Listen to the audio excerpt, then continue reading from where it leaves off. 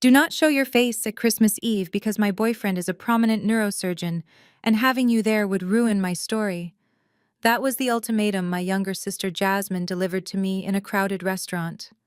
My parents sat there and said nothing. I looked at them and simply said, "Okay." They thought I was defeated. They thought I was the family failure who needed to be hidden away like a dirty secret. They had no idea that 3 days later, that same neurosurgeon boyfriend would walk into my office for a consultation. When he saw the Forbes cover on my wall titled Healthcare Tech CEO of the Year with my face on it, he started screaming. My name is Aaliyah, and I am 32 years old. This is the story of how I let my family dig their own graves before I buried them in it. If you have ever been the black sheep who outgrew the flock, let me know where you are watching from in the comments. Hit the like button and subscribe because the payoff in this story is going to be incredibly satisfying. The humiliation began on a Tuesday night at Le Ciel, one of the most pretentious French restaurants in downtown Chicago. I had just come from my office at Vanguard Health Solutions, where I had spent 12 hours coding a new algorithm for detecting medical billing fraud. I was wearing a gray, oversized hoodie and comfortable jeans because when you own the company, you can dress however you want. I parked my 10-year-old Honda Civic around the corner. It was my decoy car, the one I used when I visited my family, because they thrived on the narrative that I was struggling. I walked into the restaurant, and the warmth of the heater hit my face, but the reception at table 4 was freezing. My sister Jasmine was already there. She was wearing a dress that screamed new money, and a Chanel bag that I knew for a fact was a high-quality knockoff from Canal Street. My mother Beatrice and my father Elijah were sitting stiffly beside her, looking like they were posing for a church directory photo. I pulled out a chair to sit down and reached for the menu because I was starving. Jasmine immediately reached across the table and slapped her hand down on the menu, pinning it to the tablecloth. "Do not order anything yet," she hissed, her voice low but sharp enough to cut through the ambient noise of silverware clinking. "We are not here to eat dinner, Aaliyah. This is a strategy meeting for Christmas Eve, and we need to set some ground rules." I looked at my parents. My father was busy adjusting his silk tie, avoiding my eyes. My mother was inspecting her manicure. They were letting Jasmine run the show as always. I pulled my hand back and leaned into the chair, crossing my arms. "Okay, Jasmine," I said, my voice flat. "What is the strategy?" Jasmine sat up straighter, puffing out her chest. "Caleb is coming to Christmas Eve dinner. Dr. Caleb Sterling. He is a neurosurgeon at St. Luke Hospital. He comes from a very established white family in Connecticut. This is it, Aaliyah. This is my chance to enter the elite circle. I have spent 2 years curating an image for him. I told him our family is dignified, that we are old-school Chicago excellence." I raised an eyebrow. "And what does that have to do with me ordering appetizers?" Jasmine looked me up and down, her eyes lingering with disgust on my sneakers. "Look at you, Aaliyah. You look like you just rolled out of a shelter. You drive a car that sounds like a lawnmower. You do not fit the narrative.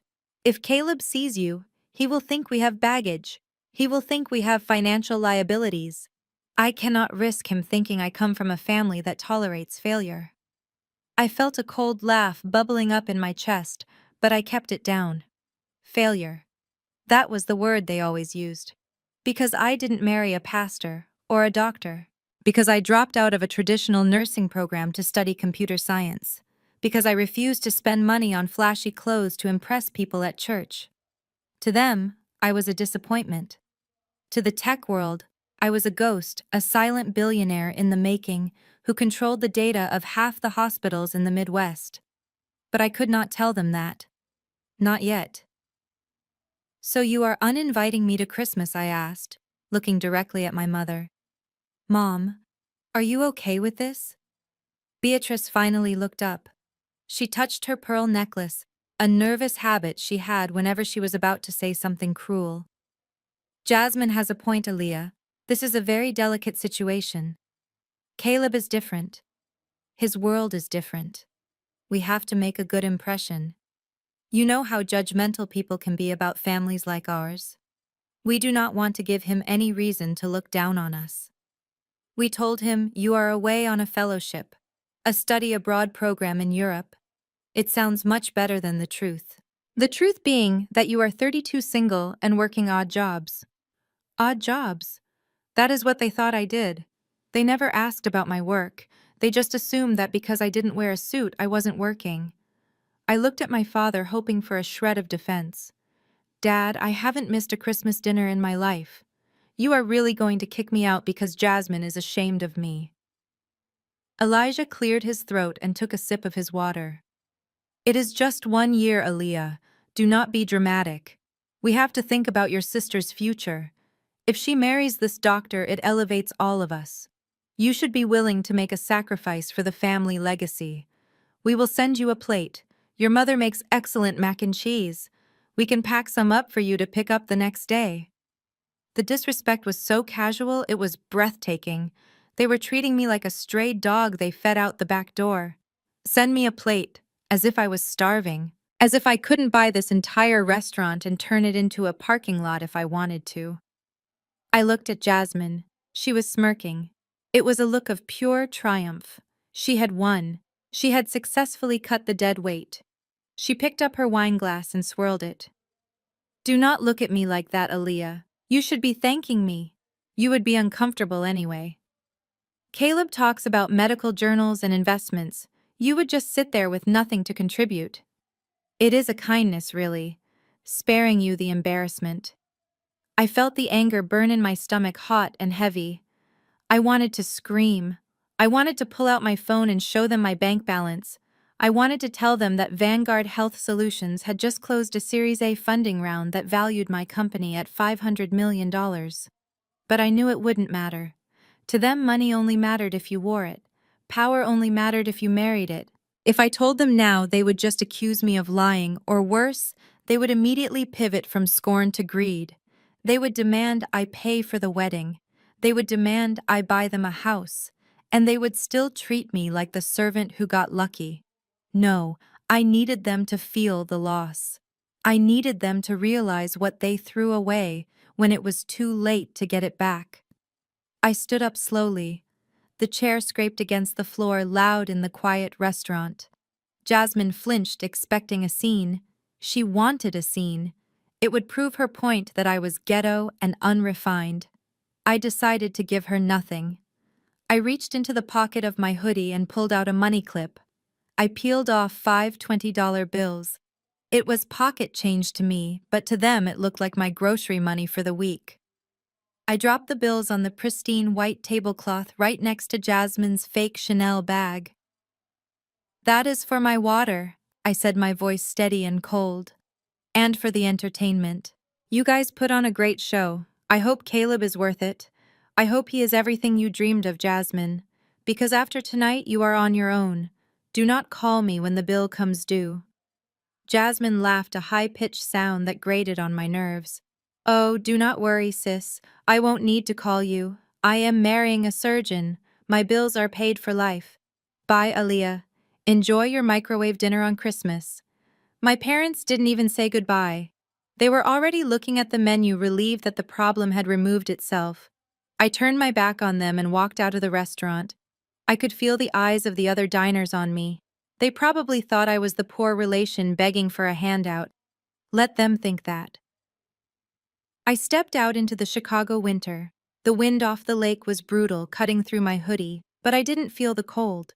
I felt a strange sense of clarity. The cord had been cut. They had made their choice. I walked to my car, my hands shaking slightly, not from the temperature, but from the adrenaline. I sat in the driver's seat of the Honda and gripped the steering wheel until my knuckles turned white. I let myself scream once, a short, sharp sound of frustration inside the closed car. Then I took a deep breath and pulled out my phone. There was a text message waiting for me from Malik, my executive assistant and head of operations. It had come in 5 minutes ago while my mother was telling me I was a liability. I unlocked the screen.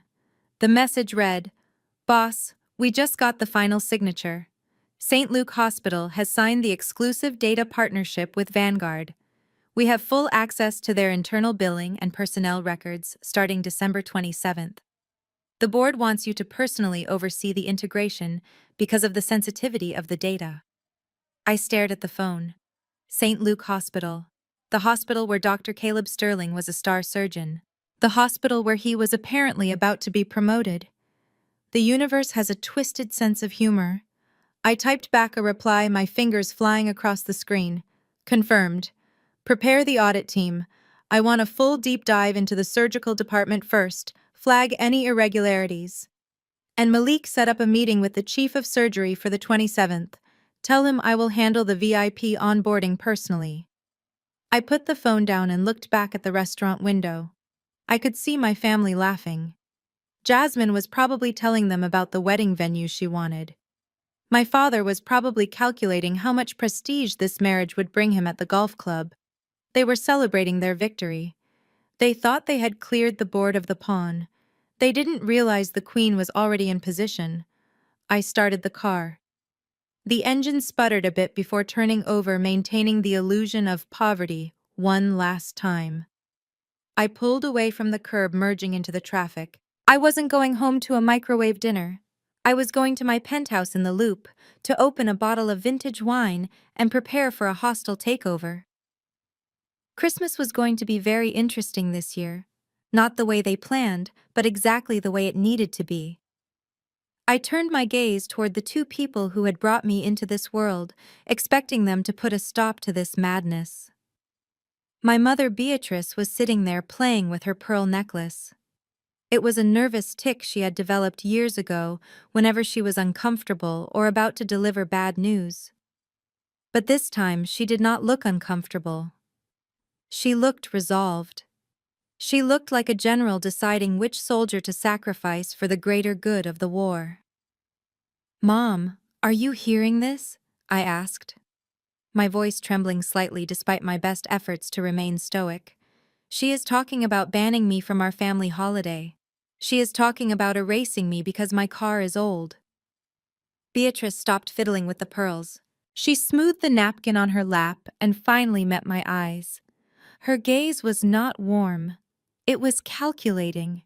It was the look of a woman who had spent her whole life trying to climb the social ladder and was terrified of slipping back down. "Aaliyah, listen to your sister," she said, her voice dropping to a cold, practical tone that chilled me to the bone. "Jasmine is right. This is not just a dinner.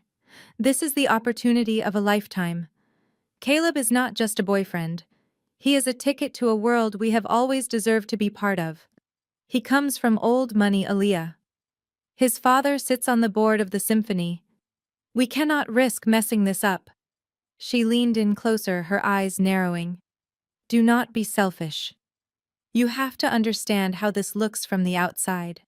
When you walk into a room with your hoodie and your tired eyes, you bring the energy down. You look like a liability.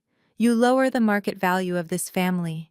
We need to present a united front of success, and unfortunately, you do not fit that picture right now. Your presence simply depreciates the brand Jasmine is trying to build. Depreciates the brand." My own mother was talking about me like I was a dented car on a used lot. I felt the air leave my lungs. I looked at my father, hoping for a shred of defense. Elijah was a man who preached about family loyalty every Sunday. He was the one who always said blood was thicker than water. Surely he would not stand for this. "Dad, say something," I pleaded. "Tell her this is insane. Tell her you want your daughter at Christmas." Elijah refused to look at me. He was busy cutting his steak, focused intently on the knife slicing through the meat. He took a long sip of his wine, avoiding my gaze completely. He cleared his throat, a sound that used to command respect, but now just sounded pathetic and cowardly. "Your mother is right, Aaliyah," he said, addressing his plate rather than me. "It is better if you do not come. We have worked too hard to get to where we are. We cannot let your lack of ambition drag us back. Do not embarrass us. Just stay home this year. Maybe next year, if you get your life together, we can talk. But for now, let your sister have her moment without you ruining the aesthetic." The silence that followed was louder than any scream. They had not just sided with Jasmine.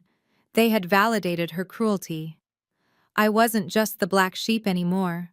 I was the cancer they were cutting out to save the healthy tissue. They looked at me with shame, while I sat there silently running a company worth more than their entire cumulative existence. The betrayal was absolute. A bitter laugh escaped my lips before I could stop it. It was a dry, hollow sound that seemed to suck the air out of the space between us. I looked from my father, who was still studying his steak like it held the secrets of the universe, to my mother, who was smoothing her skirt with trembling hands. They were not even looking at me. They had pronounced my sentence, and now they just wanted the convict to walk herself to the electric chair so they would not have to watch. "So that is it then," I said, my voice surprisingly steady, despite the storm raging inside my chest. "I am just garbage to you. I am just the trash that needs to be taken out to the curb before the important guests arrive. I am the stain on the carpet you are trying to hide under the rug. Is that really what it comes down to after 32 years? I saw Jasmine's jaw tighten. Her eyes flashed with a sudden intense fury. She did not like hearing the ugly truth spoken out loud. She wanted me to disappear quietly, to fade into the background like I always did. My refusal to just accept her insults was pushing her over the edge.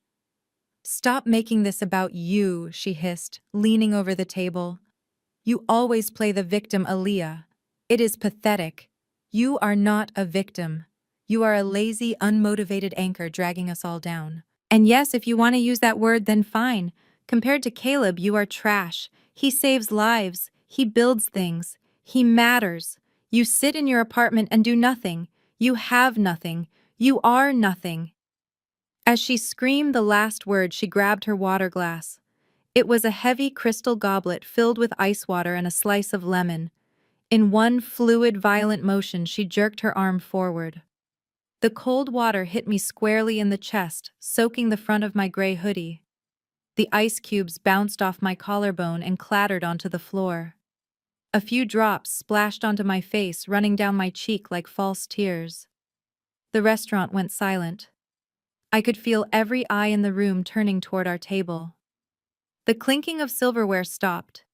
The low hum of conversation vanished. For a second, the only sound was the drip of water falling from my clothes onto the expensive carpet. My mother gasped, her hand flying to her mouth. Not because her daughter had just assaulted her other daughter, but because Jasmine had caused a scene. Elijah finally looked up, his eyes wide with panic, not for me, but for their reputation. Jasmine stood up, breathing hard, her face flushed. She pointed a manicured finger at the door. "Look what you made me do. You are a disaster, Aaliyah. Everywhere you go, you bring chaos. Just get out. Get out of here before you ruin anything else.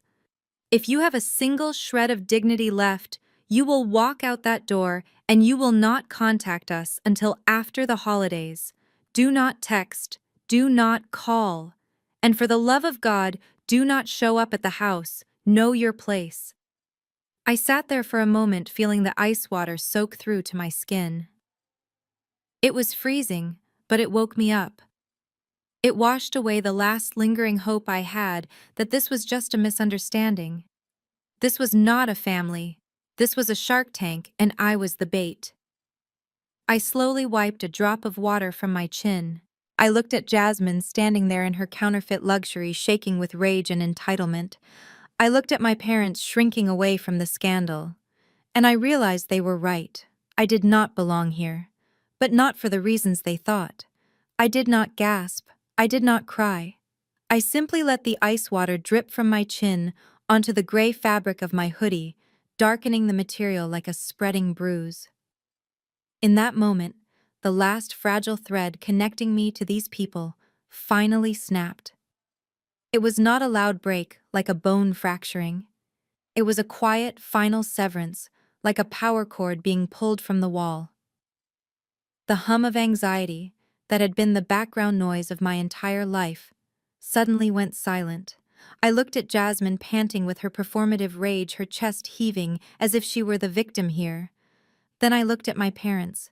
They were shrinking into their high-backed chairs, terrified that the waiter might approach.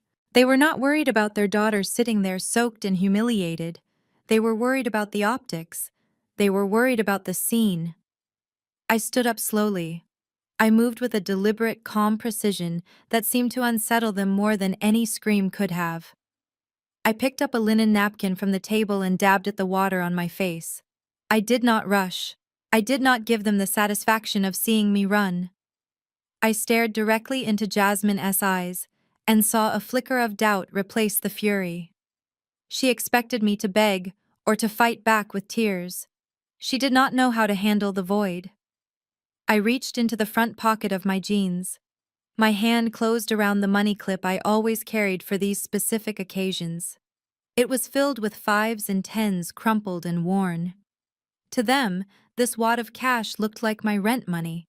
It looked like my grocery budget for the month. It looked like a struggle. To me, it was less than what my passive investments earned in the time it took to blink. I pulled the stack out. It was thick and messy, a stark contrast to the elegant crystal and silver on the table. I tossed the money onto the pristine white tablecloth. It landed with a heavy thud right next to the untouched bread basket. The bills splayed out slightly dirty green paper against the starch white linen. My father flinched as if I had thrown a weapon. My mother stared at the cash with a mixture of greed and disgust. "That covers my water," I said, my voice completely void of emotion. It was not angry. It was not sad. It was dead. "And consider the rest a tip for the show. You guys really outdid yourselves tonight. I hope Caleb appreciates the performance as much as I did. Good luck with the casting call." I did not wait for a response. I turned on my heel and walked away. The silence in the restaurant was heavy and suffocating. I could feel the weight of every gaze in the room pressing against my back. The other diners were staring, forks hovering halfway to their mouths. I could hear their whispers starting before I even reached the hostess stand. "Look at that girl. Look at how she treated her family. Poor people having to deal with such a mess." I kept my head high, my eyes fixed on the brass handle of the exit door. I did not look down. I did not hunch my shoulders. I walked with the stride of a CEO, not the shuffle of a failure. As I pushed through the heavy glass doors, the sounds of the restaurant, the clinking glass, the low chatter, the soft jazz faded instantly. I stepped out onto the sidewalk, leaving the warmth and the toxicity behind me. I had left the burden at table 4. I walked into the night not as the daughter they were ashamed of, but as the storm they never saw coming.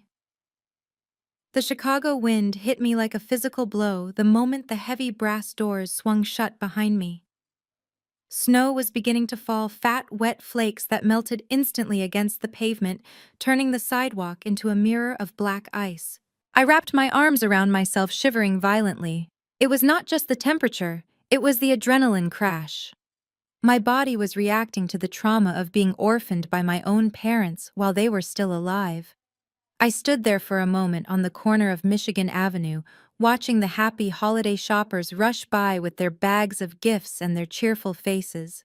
They had no idea that 10 feet away inside that warm, glowing restaurant, a family had just amputated a limb and ordered dessert.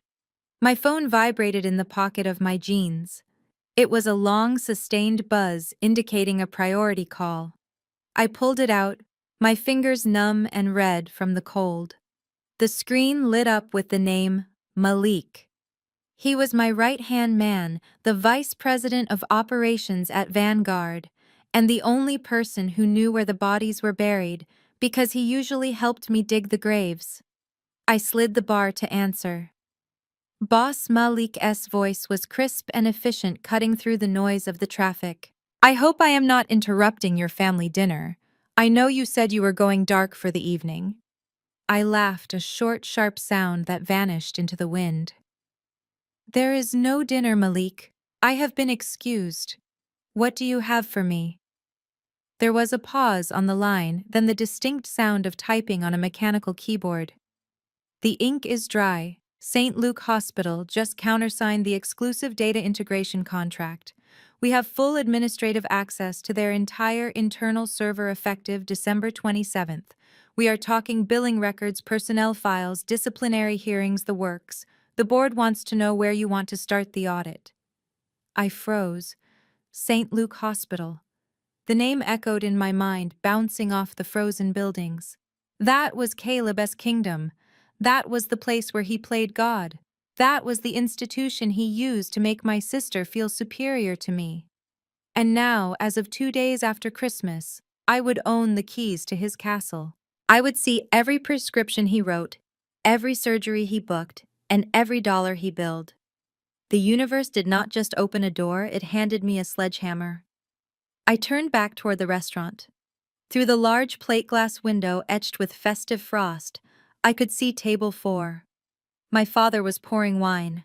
My mother was laughing at something Jasmine said, probably a joke at my expense. They looked relieved. They looked unburdened. They thought they had solved their problem by kicking me out into the cold. They had no idea that they had just handed me the weapon that would end them. Malik was still on the line waiting. Aaliyah, did you hear me? We need a target list. The algorithm needs a focal point to start the deep dive. Who do you want to process first? I watched Jasmine toast to her future. I watched the way she preened, confident that her surgeon boyfriend made her untouchable. I brought the phone closer to my lips, my eyes never leaving my family. I did not just want Caleb. I wanted the pride that fueled them. I wanted the arrogance that blinded them. I wanted to burn the entire false narrative to the ground. Start with Dr. Sterling. I said, my voice dropping to a whisper that was colder than the wind. But Malik, do not stop there. Run the diagnostics on everyone associated with him. I want to know who enabled him. I want to know who protected him. Who do I want to process first? Everyone. 2 days after my family publicly executed our relationship in the middle of a French restaurant, my phone rang. I was sitting in my home office surrounded by 3 curved monitors displaying the internal financial architecture of St. Luke Hospital, but to the person on the other end of the line, I was presumably sitting on a futon counting pennies. The caller ID flashed the name Jasmine.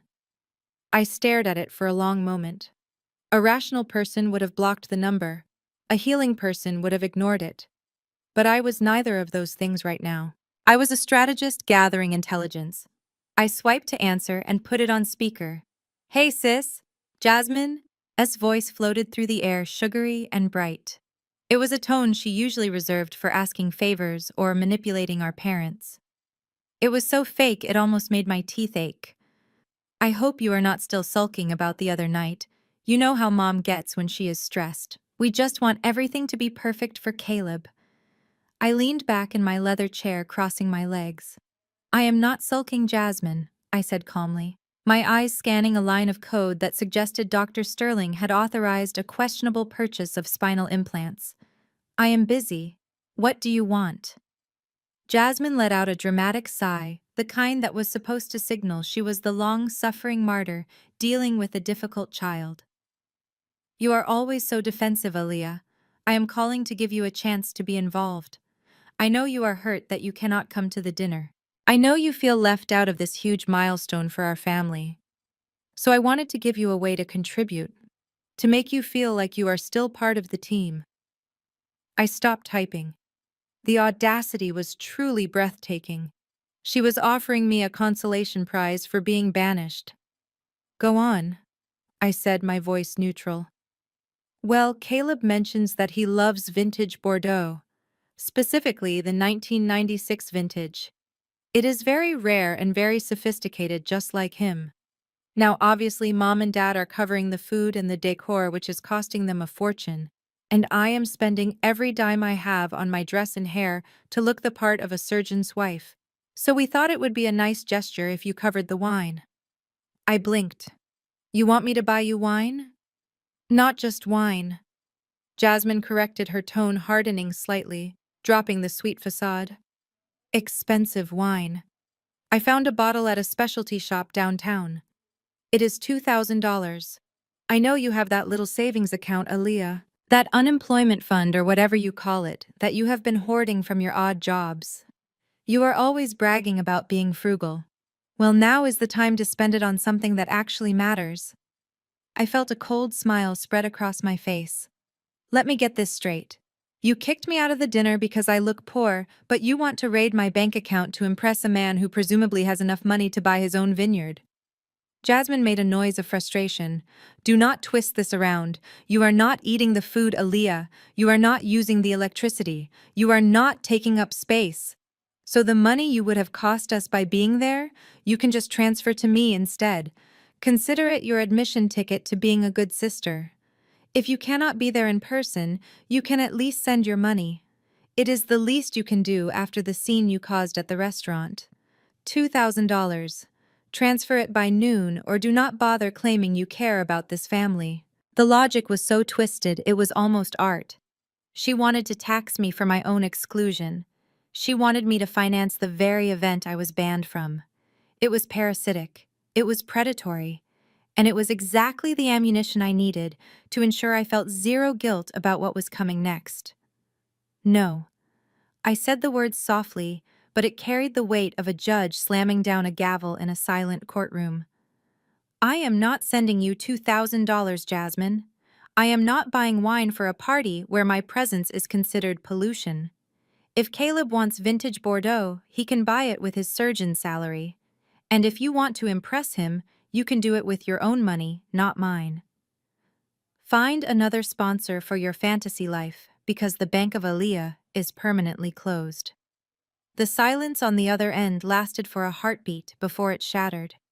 The sugary tone evaporated instantly, replaced by a voice so full of venom it sounded like a demon had clawed its way up her throat.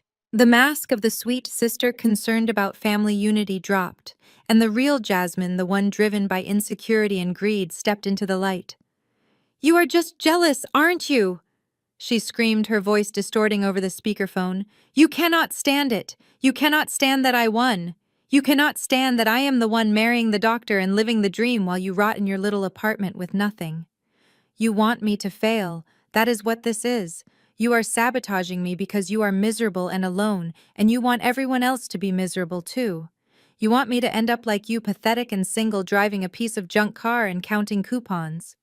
She took a breath, but she wasn't done. She was just reloading. "Well, guess what, Aaliyah? It is not going to work. Caleb loves me. He sees my value even if you don't. He knows I come from quality even if my sister is trash. And do not think there won't be consequences for this. I am going to tell Mom. I am going to tell Dad. I will make sure they write you out of the will completely. You won't get a dime. Not the house, not the jewelry, nothing. When they die, you will be left with exactly what you deserve, which is absolutely nothing. You will die poor, just like you lived." I sat there in my Italian leather chair, staring at the skyline of Chicago through the floor-to-ceiling windows of my penthouse. I almost laughed. The will, the grand inheritance they dangled over my head like a carrot. My parents owned a mortgaged house filled with depreciating furniture and a jewelry box full of costume pearls.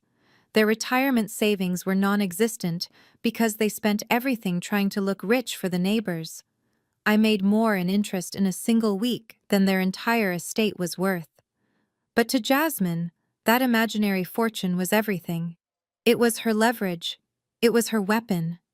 She thought she was threatening me with poverty when she was really just threatening me with her own delusion. "Do whatever you have to do, Jasmine," I said, my voice ice cold. "But listen to me very carefully. Do not call me again. Do not text me. Do not come looking for me when your house of cards falls down, because it will fall down, and when it does, I won't be there to catch you." I ended the call before she could scream another word. I didn't just hang up. I blocked the number, then I blocked my parents. The silence that filled my office wasn't lonely. It was peaceful. It was the sound of a tumor being removed. They had played their last card. They had fired their last shot. Now the battlefield was clear. I turned back to my monitors where the data from St. Luke Hospital was starting to populate. It was time to go to work. I decided to step out of my ivory tower for one specific errand. My executive team at Vanguard had worked 80-hour weeks to secure the St. Luke contract, and I believed in rewarding loyalty. I pulled my hood up and walked into the Rolex boutique on the Magnificent Mile. The security guard glanced at my sneakers, but he did not stop me. He knew better. I had been here last year to buy a vintage Daytona for a retiring board member. The store manager Jean-Pierre spotted me immediately and rushed over, ignoring a man in a $3,000 suit to greet the woman in the faded denim. I pointed to the display case. "I need 5 submariners and 1 Platinum Day date. Wrap them individually, please." I paid with my black card, the heavy titanium clicking satisfyingly against the glass counter. Jean-Pierre handed me the heavy green bags, his smile wide and genuine. I added a few leather briefcases from the designer store next door, filling my arms with about $60,000 worth of merchandise. It was heavy, but it felt good. It felt like power. I stepped out into the main atrium of the mall, intending to head straight to the parking garage. That was when I heard it. That shrill, performative laugh. I froze. 50 feet away, coming down the escalator like royalty descending from a throne, was my family. Jasmine was clinging to the arm of a tall white man with sandy blonde hair and the kind of jawline that looked like it was purchased. Dr. Caleb Sterling. My parents trailed behind them, carrying shopping bags like hired help. Panic surged through me. Not fear of them, but fear of losing my advantage. If they saw these bags, if they saw the Rolex crown and the designer logos, the game would be over. Jasmine would know I had money. She would pivot instantly from scorn to solicitation. The trap I was setting relied entirely on their belief that I was destitute. I looked around frantically.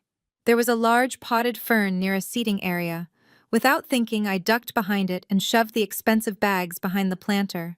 I stripped off my gloves and messed up my hair, trying to look as disheveled as possible. I needed to look like the failure they believed I was. I needed to protect the lie to ensure the truth would hurt them more later. I tried to become invisible, to melt into the river of holiday shoppers and disappear. But fate is never that kind. Caleb stopped abruptly in the middle of the atrium. His eyes locked onto me, and it felt less like being seen and more like being dissected. He did not extend a hand. He did not offer a polite smile. He did not even acknowledge my existence as another human being sharing the same space. He looked at me with the clinical detachment of a scientist examining a bacteria culture that had gone bad. He was even taller than I expected, looming over Jasmine in a bespoke camel hair coat that probably cost more than my first car. His Italian leather boots gleamed under the mall lights. He radiated the kind of effortless, unearned confidence that is the birthright of old money. He looked like he owned the air he breathed and was simply tolerating the rest of us using it. He leaned down toward Jasmine, but he made no effort to lower his voice. He wanted me to hear this. He needed me to know exactly where I fell on the social ladder he had constructed in his mind. "Is this the sister?" he asked, his tone dripping with a mixture of amusement and disdain. "The one with the issues you told me about?" Jasmine went rigid beside him. She looked at me, and I could see the sheer panic in her eyes. She was terrified I would speak. She was terrified I would claim her as blood. She gave a jerky, quick nod like a puppet on a string. "Yes, that is Aaliyah."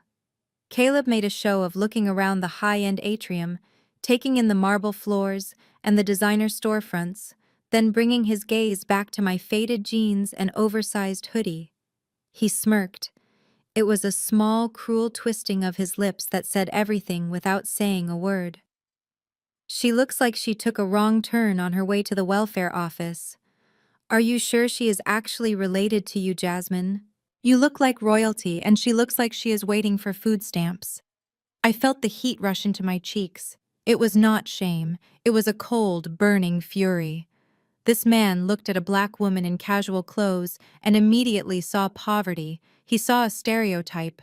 He saw someone beneath him. But Caleb was not finished. He glanced over his shoulder at the security guard standing near the entrance of the Louis Vuitton store, then looked back at me with exaggerated concern. He leaned closer to Jasmine, his whisper loud and theatrical, designed for an audience of one. "You might want to check her pockets, babe.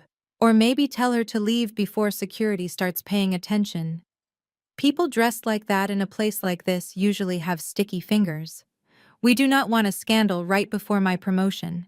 It would be very inconvenient." Jasmine did not defend me. She did not slap him for calling her sister a thief. She giggled. It was a nervous, sycophantic sound that made my stomach churn. She aligned herself with his cruelty because she thought it made her safe. She thought if she laughed at the pauper, she would get to keep her place as the princess. She had no idea that the woman standing in front of her accused of shoplifting could buy this entire mall and fire every security guard in it before lunch. I stood my ground, my hands curled into fists deep in my pockets, fighting the overwhelming urge to pull out my black card and silence him forever. But I held back. The trap was not ready yet, and when it snapped shut, I wanted it to hurt. My mother Beatrice noticed the curl of Caleb's lip. She saw the way he pulled his expensive camel hair coat tighter around himself, as if my poverty was a contagious disease that could jump across the air gap between us. Panic flared in her eyes instantly. It was not panic for her daughter's dignity or safety. It was panic for the transaction she was trying to close. She moved with a speed that belied her age, rushing forward to put herself physically between me and the golden ticket that was Dr. Caleb Sterling. She did not hug me.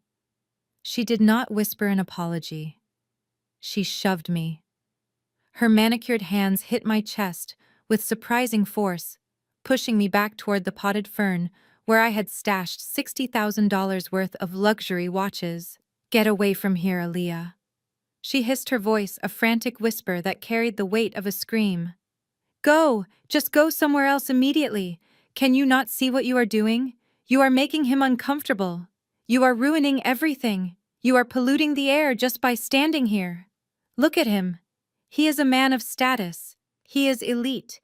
He does not need to be breathing the same air as someone who looks like they slept in a car. Get out of his sight before you embarrass us further. Polluting the air." The words hit me harder than the physical shove. My own mother, the woman who had carried me for 9 months, looked at me as if I were a toxic fume that needed to be ventilated for the safety of the public. She was not protecting her child.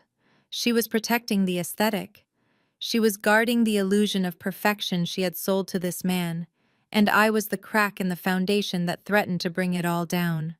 She looked at me with genuine revulsion, as if my hoodie and jeans were an personal insult to her existence. I stumbled back slightly, my sneakers squeaking against the polished marble floor. I looked at her. I really looked at her. I saw the desperation in her eyes, the terror that her lie would be exposed.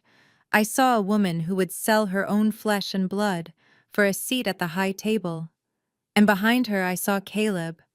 He was wiping his sleeve as if my proximity had physically soiled him, even though we had not touched. He offered Beatrice a small approving nod, as if she were a well-trained dog who had successfully chased away a pest. "Good save, Mrs. Vance," he said smoothly, adjusting his cashmere scarf. "We really should be more careful about the neighborhoods we walk through. You never know what kind of riffraff you might pick up." Beatrice beamed under his praise, her chest puffing out with pride. "I am so sorry, Caleb," she said, fawning over him, turning her back to me completely. "Please forgive the interruption. We can go to the VIP lounge now. I hear they have excellent champagne." I stood there frozen, not by fear, but by a cold, absolute clarity. My eyes met the back of my mother's head one last time. There was no love there. There was no recognition. There was only relief that I was being removed. I did not cry. I did not scream. My gaze went dead flat and empty. It was the look of a stranger. In that moment, I realized I was no longer her daughter. I was just an obstacle she had successfully cleared. I turned away, my hand brushing against the hidden bags of Rolexes behind the plant. I walked toward the exit, leaving them to their champagne and their delusions. They thought they had discarded me. They had no idea they had just freed me to destroy them without mercy. I drove my rattling Honda Civic through the streets of Chicago, listening to the engines sputter with every stoplight. It was a tedious, noisy ride, but it was part of the camouflage I had perfected over the years. I pulled up to the gated entrance of the Pinnacle, one of the most exclusive residential high-rises in the city. The security guard, a stern-faced man named Marcus, who had seen me in every state, from exhausted to exhilarated, stepped out of his booth. He glanced at the beat-up car, and then at my face. His expression softened instantly, into a respectful nod. "Good evening, Miss Vance," he said, opening the heavy iron gates without asking for identification. "The private garage is clear for you." I parked the Honda in my designated spot right next to my other vehicles, a matte black G-Wagon and a sleek silver Aston Martin that had probably been driven twice in the last year. I stepped out of the Civic and walked toward the private elevator bank, pressing my thumb against the biometric scanner. The door slid open with a silent, expensive whoosh that felt like a sigh of relief. The elevator ride to the penthouse took 30 seconds. When the doors opened, I stepped into a different world. The space was vast, modern, and silent. Floor-to-ceiling windows offered a panoramic view of the city I was slowly conquering. The lights adjusted automatically to my presence, a soft, warm glow illuminating the Italian marble floors and the original Basquiat hanging in the foyer. This was my sanctuary, the fortress I had built with the bricks thrown at me by people who thought I was nothing. I walked into the master suite and stripped off the gray hoodie that smelled like humiliation and the jeans that felt like a costume. I threw them into a hamper, not caring where they landed. I walked into the walk-in closet, a room larger than my parents' entire living room. I pulled on a silk robe that cost more than my sister's wedding dress budget. I let my hair down, shaking out the tension of the day, feeling the silk settle against my skin like a second layer of armor. I walked to the climate-controlled wine cellar, bypassing the shelves of ordinary vintage, and reached for a bottle of Chateau Margaux 1996. It was worth $20,000. 10 times the price of the bottle Jasmine had demanded I buy for her little party. I opened it with a practiced hand, pouring the deep red liquid into a crystal glass. I took a sip. It tasted like victory. It tasted like patience. I walked out to the balcony, the cold air biting at my skin through the silk, but I did not feel it. I looked down at the city lights, thousands of tiny sparks in the darkness. Somewhere down there, my family was probably still celebrating their small petty triumph. They were drinking cheap champagne and congratulating themselves on getting rid of the dead weight. They had no idea that the dead weight was looking down on them from the top of the world, holding a glass of wine that cost more than their car, and planning their absolute destruction. This was my reality.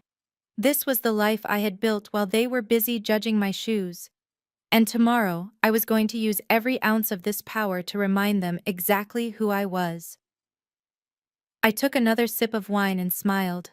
The game was just beginning. December 24th arrived with a silence that felt heavy and metallic. In my penthouse overlooking the frozen expanse of Lake Michigan, there were no carols playing. There was no smell of pine or roasting turkey. There was only the low hum of the server room cooling systems and the blue light of 3 massive monitors casting long shadows across the room. I sat in my ergonomic chair, a glass of water on the desk beside a stack of hard drives. Most people were opening gifts or drinking eggnog. I was preparing for a digital autopsy. My phone lit up on the desk. The screen flashed with a notification from Instagram. I knew what it was before I even looked. Jasmine could never resist a victory lap. She needed the world to know she had won. I picked up the device and swiped the screen. The image loaded in high definition. It was a masterpiece of staging. They were gathered around the fireplace in my parents' living room. Jasmine was wearing a red velvet dress that probably cost her rent money. She was clinging to Caleb's arm like a barnacle. Caleb looked bored but compliant, holding a glass of scotch like a prop. My parents stood on either side of them, beaming with a desperate kind of pride. They looked like they were trying to sell a lifestyle they did not own. The tree behind them was perfectly decorated, but I knew the ornaments were plastic. The caption was the dagger. It read simply, "A perfect Christmas with the people who matter most." Finally, free of the negative energy that holds us back. So grateful for this upgrade. Hashtag blessed. Hashtag surgeon wife life. Hashtag no drama. Negative energy. That was me. I was the negative energy they had exorcised. I stared at the photo, zooming in on their faces. I saw the strain around my father's eyes, probably worrying about how much the dinner cost. I saw the tightness in my mother's smile, probably terrified Caleb would notice the cracks in the ceiling. They were not happy. They were relieved. They were relieved that the reminder of their mediocrity was gone. They thought they had curated a perfect moment by editing me out of the frame. I did not feel sad. I did not feel the sting of rejection that used to send me crying to my room when I was a teenager. I felt a cold, hard resolve. They wanted to remove the negative energy. Fine. I would give them a vacuum. I would give them a void so deep it would swallow them whole. I tossed the phone onto the sofa. The screen went dark. I turned my chair back to the real view.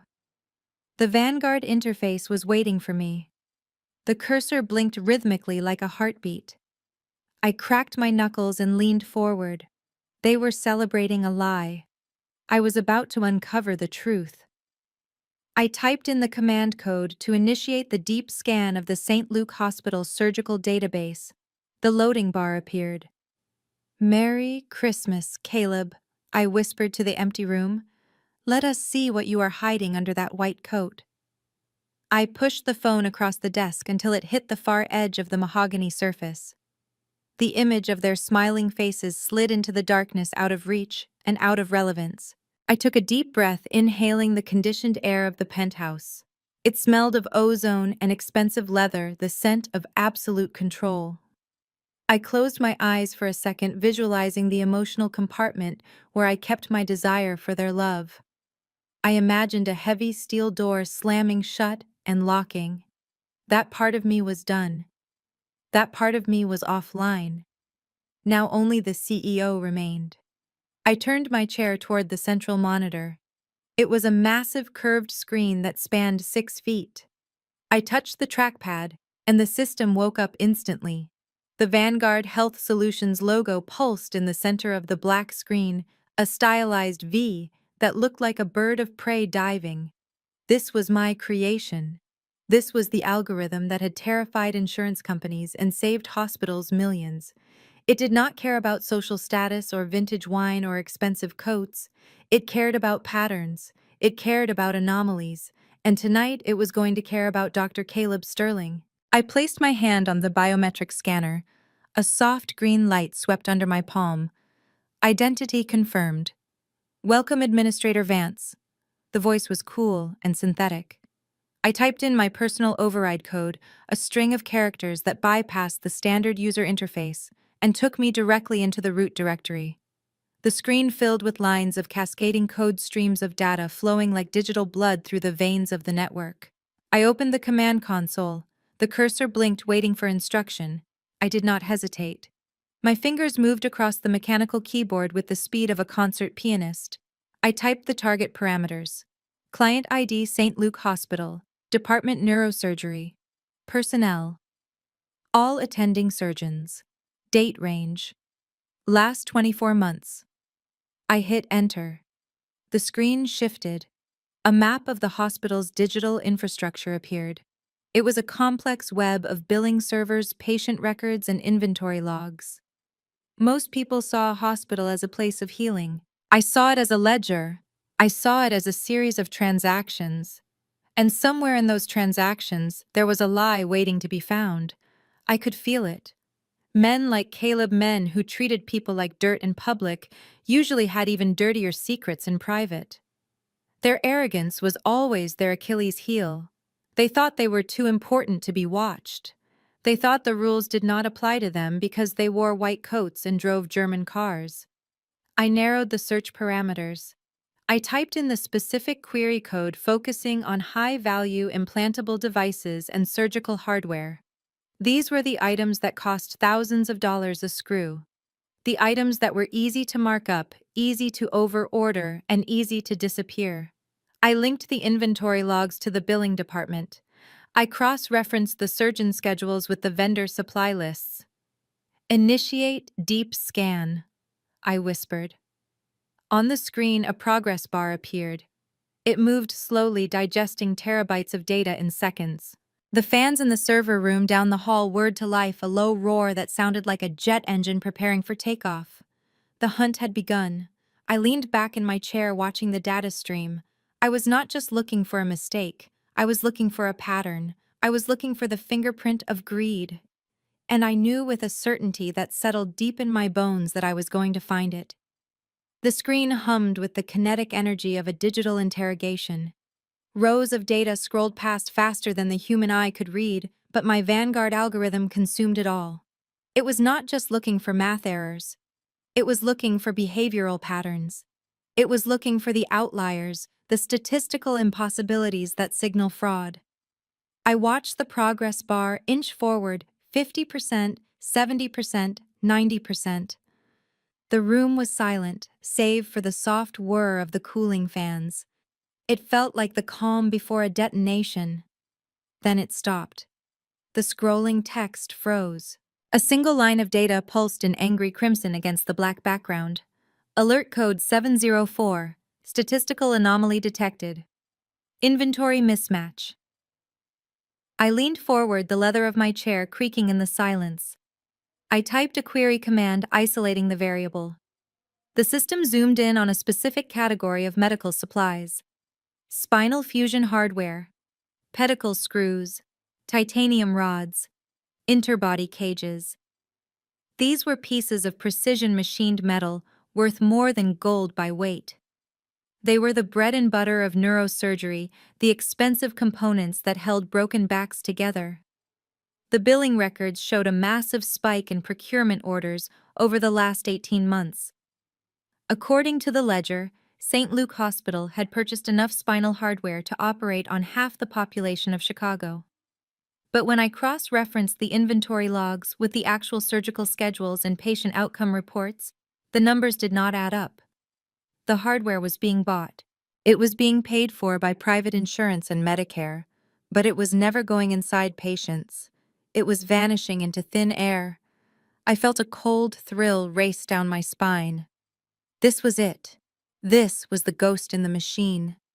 Someone was ordering expensive equipment, billing the hospital and the insurers, and then likely reselling the inventory on the secondary market, or receiving massive kickbacks from a shell vendor. It was a classic scheme. It was crude. It was bold. And it was effective, if you were arrogant enough to think no one was watching. I entered the command to reveal the authorizing signature for these purchase orders. Who had the clearance to approve millions of dollars in inventory? Who had the ego to think they were untouchable? Who had the access to override the standard procurement caps? The screen refreshed. A digital copy of a signature appeared. It was a flamboyant, looping scrawl, the kind of signature a man practices in the mirror. Beside it was the printed name in bold block letters. Dr. Caleb Sterling, Chief Attending Neurosurgeon. I stared at the name, the man who had called me trash. The man who had looked at my hoodie and saw a shoplifter. The man my family worshipped as a god. He was not just a snob. He was a thief. He was stealing from the sick to pay for his camel haircoats and his vintage wine. He was financing my sister's fantasy life with stolen money. He was building his reputation on a foundation of fraud. I sat back, my heart rate steady and slow. I did not need to guess anymore. I did not need to hope. I had the smoking gun, and it was loaded. I did not stop at the signature. A signature was just the authorization. I needed the destination. I needed to know where the money went after it left the hospital accounts. I initiated a second layer of analysis focusing on the vendors.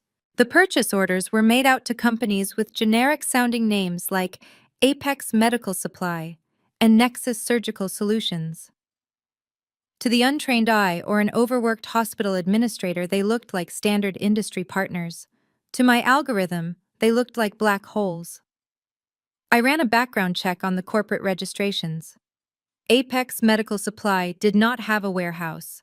It did not have a distribution center. It had a mailbox at a shipping store in a strip mall 3 towns over. Nexus Surgical Solutions was registered to a residential address in a neighborhood that certainly was not zoned for medical manufacturing. They were shell companies. They were empty vessels created solely to receive checks. I traced the banking routing numbers. The money flowed from St. Luke into these shell accounts, and then it moved again. It was laundered through a series of transfers meant to obscure the source, But digital footprints never truly disappear if you know how to use the right light. I followed the trail to a private offshore account in the Cayman Islands and then back to a domestic holding company. And finally, I found the endpoint. The holding company paid the bills for a specific credit card. I pulled up the monthly statements. It was like reading a diary of my sister's recent social media feed. There was the charge for the bespoke camel hair coat Caleb had worn at the mall. $4,000. There was the lease payment for a brand new Porsche 911 GT3. $3,000 a month. There were charges at the exact high-end boutiques where Jasmine claimed to shop. A $5,000 handbag. A $2,000 bottle of wine from the vintage cellar downtown. I sat back and let the numbers wash over me. $1.5 million. In just 2 years, Dr. Caleb Sterling had embezzled $1.5 million from the hospital to fund a lifestyle he could not actually afford. He was not rich. He was a criminal. He was stealing from his own patients from the insurance premiums of working-class people just so he could play the aristocrat. The irony was suffocating. My family had ostracized me because they thought I was a financial liability. They thought I was poor. They thought I would drag them down. Meanwhile, they were pinning all their hopes and dreams on a man who was actively committing federal wire fraud. Jasmine was walking around wearing evidence. Every gift he gave her, every dinner he paid for, was fruit of a poisonous tree. I looked at the total sum on the screen. 1.5 million. It was a lot of money to most people. To me, it was a rounding error in my quarterly projections. But to the FBI, it was a 20-year sentence. I compiled the data. I exported the bank statements, the shell company registrations, the inventory logs, and the forged purchase orders. I organized them into a single encrypted file. I named it the Sterling Audit. I checked the time. It was 3 in the morning on Christmas Day. While my family slept dreaming of their ascension into high society, I printed out their destruction. The printer hummed in the quiet office, spitting out page after page of incriminating evidence. I picked up the stack of warm paper. It was heavy. It felt like justice. I placed it in a leather portfolio. The trap was set. The bait was taken. Now all I had to do was wait for him to walk into the cage. December 26th dawned gray and slushy. The post-holiday hangover hung over the city, but inside my penthouse the air was crisp with anticipation. I was not nursing a headache or cleaning up wrapping paper. I was reviewing the final dossier. The physical evidence was arranged on my desk in neat stacks. Every fraudulent invoice, every laundered transaction, every lie. It was a beautiful mosaic of guilt. My phone chimed on the marble countertop. It was a notification from Jasmine. I picked it up expecting an apology, or maybe a request for money now that the holiday was over. Instead, I saw a photograph that made my lips curl into a humorless smile. It was a hand. Jasmine's hand, manicured to perfection with long acrylic nails painted a garish red, and on her ring finger sat a diamond the size of a grape. It was gaudy. It was excessive. It was exactly the kind of ring a man buys when he is trying to prove something he is not. I stared at the stone. It caught the light in the photo, fracturing it into 1,000 sparkles. I knew exactly how much that ring cost, because I had seen the credit card charge on the stolen bank statements at 3 a.m. the night before. $45,000. Stolen from the hospital inventory budget. That wasn't just jewelry, it was grand larceny worn as an accessory. Then came the text message. It was a wall of text, breathless and manic. He proposed. It happened last night under the mistletoe. I am officially going to be Mrs. Dr. Caleb Sterling. Can you believe it? I am shaking. This is what winning looks like, Aaliyah. This is what happens when you manifest greatness. I didn't respond immediately. I let the bubbles of her typing appear again. Tomorrow is the biggest day of his career. He has a meeting with the new technology partners at the hospital. He is going to be named Chief of Surgery. He says these tech people are just formalities that he has to charm them to sign the check, but he practically runs the place already. After tomorrow, we will be the power couple of Chicago. I honestly feel bad for you, sis. You will never know what this feels like. You will never reach this level. You are stuck in your little life while I am ascending. Do not worry, though. I will send you an invite to the wedding. Maybe you can sit in the back. I set the phone down gently. The irony was so thick I could taste it. He was meeting the tech partners. He was meeting me. He thought he was walking into a coronation. He thought he was going to charm a check out of some faceless corporate entity. He had no idea that the check signer was the girl he called trash in the mall. He had no idea that the hand he was planning to shake was the same one holding the axe. I picked up the phone again. I could have told her. I could have warned her that her fiancé was a criminal and her ring was evidence. But she wouldn't have believed me. She would have called me jealous. She would have called me a saboteur. She needed to see it fall. She needed to watch the tower crumble from the inside. I typed a reply, my thumbs moving slowly and deliberately. Congratulations, Jasmine. Enjoy the moment. Good luck to Caleb tomorrow. I have a feeling it is going to be a day none of us will ever forget. I hit send. Then I turned back to my closet. I pushed aside the hoodies and the jeans. I reached into the back where the garment bag hung. I unzipped it, revealing the white tailored power suit I had commissioned in Milan. It was sharp. It was professional.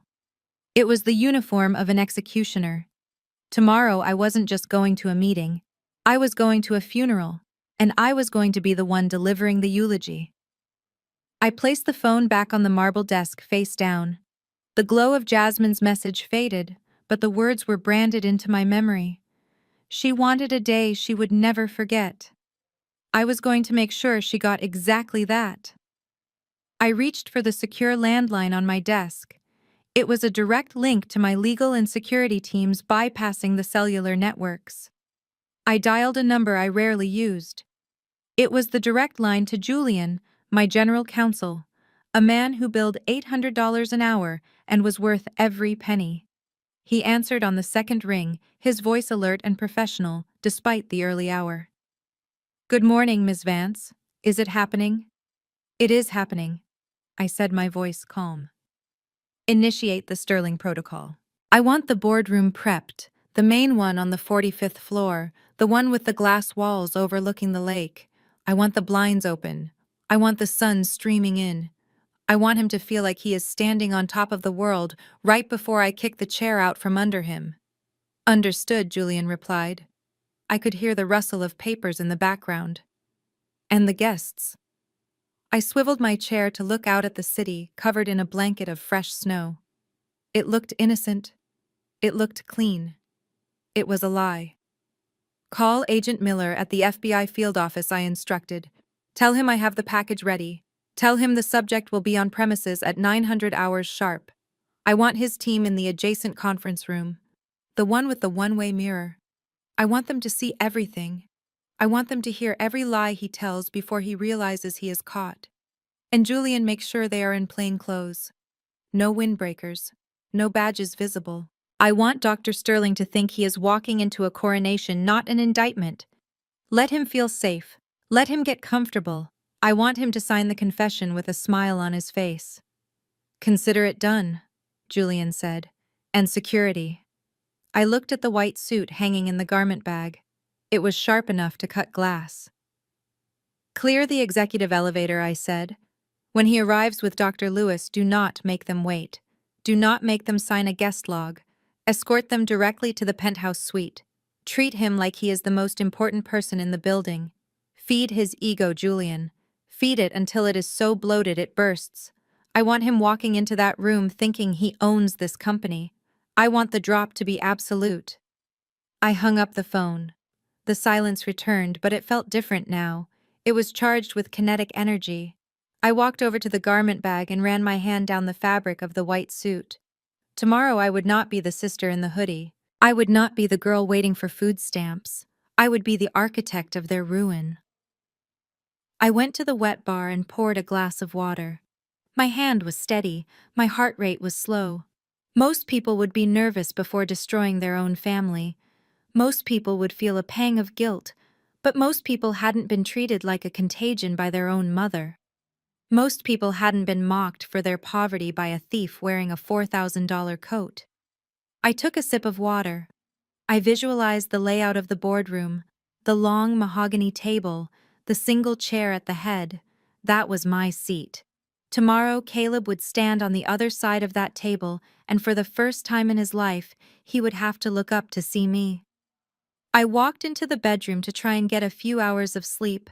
I needed to be rested. I needed to be sharp. Revenge requires precision, and I was not going to miss. December 27th arrived with the crisp, cold brightness of a winter morning in Chicago.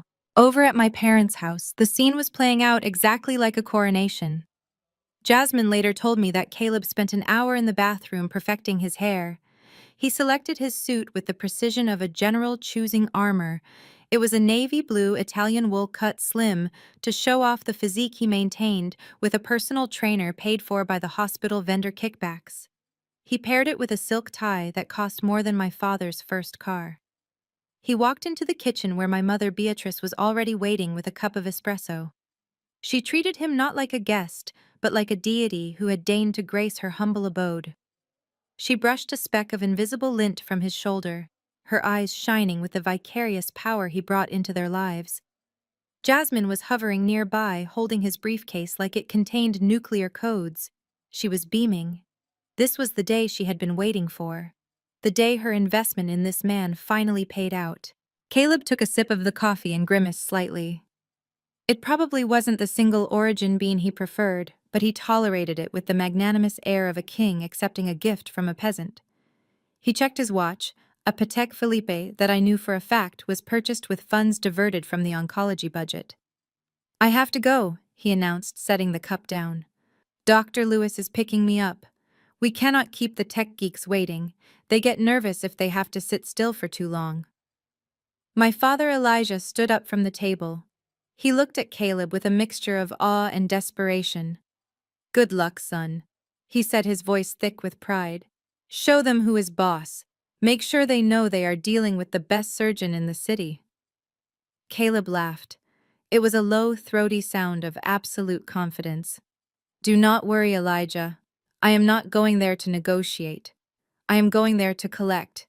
These tech companies think they hold the keys because they have the servers and the data. They do not understand how the real world works. They are just plumbers. They build the pipes, but I control the water." He adjusted his cufflinks, catching the light. "After this meeting, I won't just be a surgeon. I will be the king of St. Luke. I will control the budget, the personnel, and the future of that hospital. And these tech partners, Vanguard, whatever they are called, they are just going to be my tools. I will use them to streamline the revenue and cut the dead weight. They work for me now. They just do not know it yet." Jasmine kissed his cheek, leaving a smudge of lipstick that he immediately wiped off. "You are going to crush them, baby," she squealed. "Call me the second you are done. We need to book the venue for the engagement party." "I will call you when I am the boss," Caleb promised. He picked up his briefcase and walked out the door, stepping into the cold morning air. He thought he was walking toward his throne. He had no idea he was walking directly into a guillotine. He did not know that the tech plumber he despised was actually the architect of the building he was standing in. And he certainly did not know that the King of St. Luke was about to be dethroned by the Queen of Vanguard. The black town car glided to a halt in front of the Vanguard Tower. It was a monolith of obsidian glass and steel that seemed to pierce the winter sky, standing apart from the surrounding architecture like a god among mortals. Caleb stepped out onto the heated pavement, his breath pluming in the frigid air. He looked up, shading his eyes against the glare of the sun reflecting off the massive structure. For a split second, his mask of indifference slipped. His mouth opened slightly in genuine awe. St. Luke Hospital was prestigious, but it was old money. It was brick and ivy and history. This building was different. This was raw, unadulterated power made physical. It was the kind of wealth that did not just whisper, it screamed. Dr. Lewis scrambled out of the other side of the car, looking nervous. He adjusted his tie for the 10th time that morning, his eyes darting around the plaza. He knew the stakes. He knew that St. Luke needed this partnership to survive the next fiscal year. He looked at Caleb with a mixture of hope and anxiety. "Try to be diplomatic," Sterling Lewis hissed as they walked toward the revolving doors. "These tech people are not like us. They do not care about medical pedigree. They care about data and efficiency. Do not talk down to them." Caleb laughed a short, dismissive sound as he buttoned his $4,000 coat. "Relax, Arthur. You are sweating. It is just a building. It is just a company. They built a nice glass box, but they are still just service providers.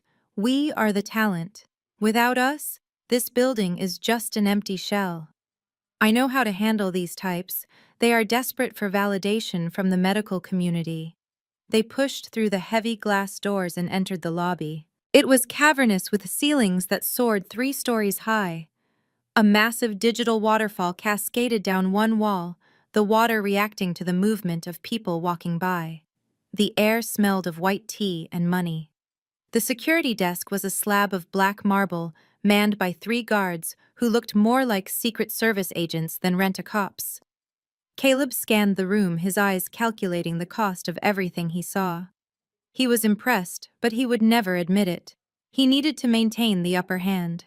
He turned to Dr. Lewis with a smirk. "It is a bit much, isn't it?" he muttered loud enough for the nearby receptionist to hear. "Trying too hard to look futuristic. I bet the CEO is overcompensating for something." Lewis looked horrified, but Caleb just chuckled. "I can picture him now." Caleb continued, his voice dripping with arrogance. "Some ancient white guy from Silicon Valley. Probably 70 years old with a bad spray tan and a turtleneck trying to hide his neck waddle. He probably thinks putting a digital waterfall in the lobby makes him a visionary. I have dealt with dozens of men like him. They have all the money, but they have zero taste and even less understanding of actual medicine. I will walk in there, throw around some Latin medical terms, compliment his golf game, and we will walk out with a blank check." He strode toward the security desk with the confidence of a man who had never been told no in his entire adult life. He did not see a fortress. He saw an ATM. He did not realize that the building was not designed to impress him. It was designed to process him. He thought he was the shark entering the water. He had no idea he was just the chum. Caleb marched up to the massive slab of black marble that served as the security desk. Behind it sat a woman who looked to be in her late 50s.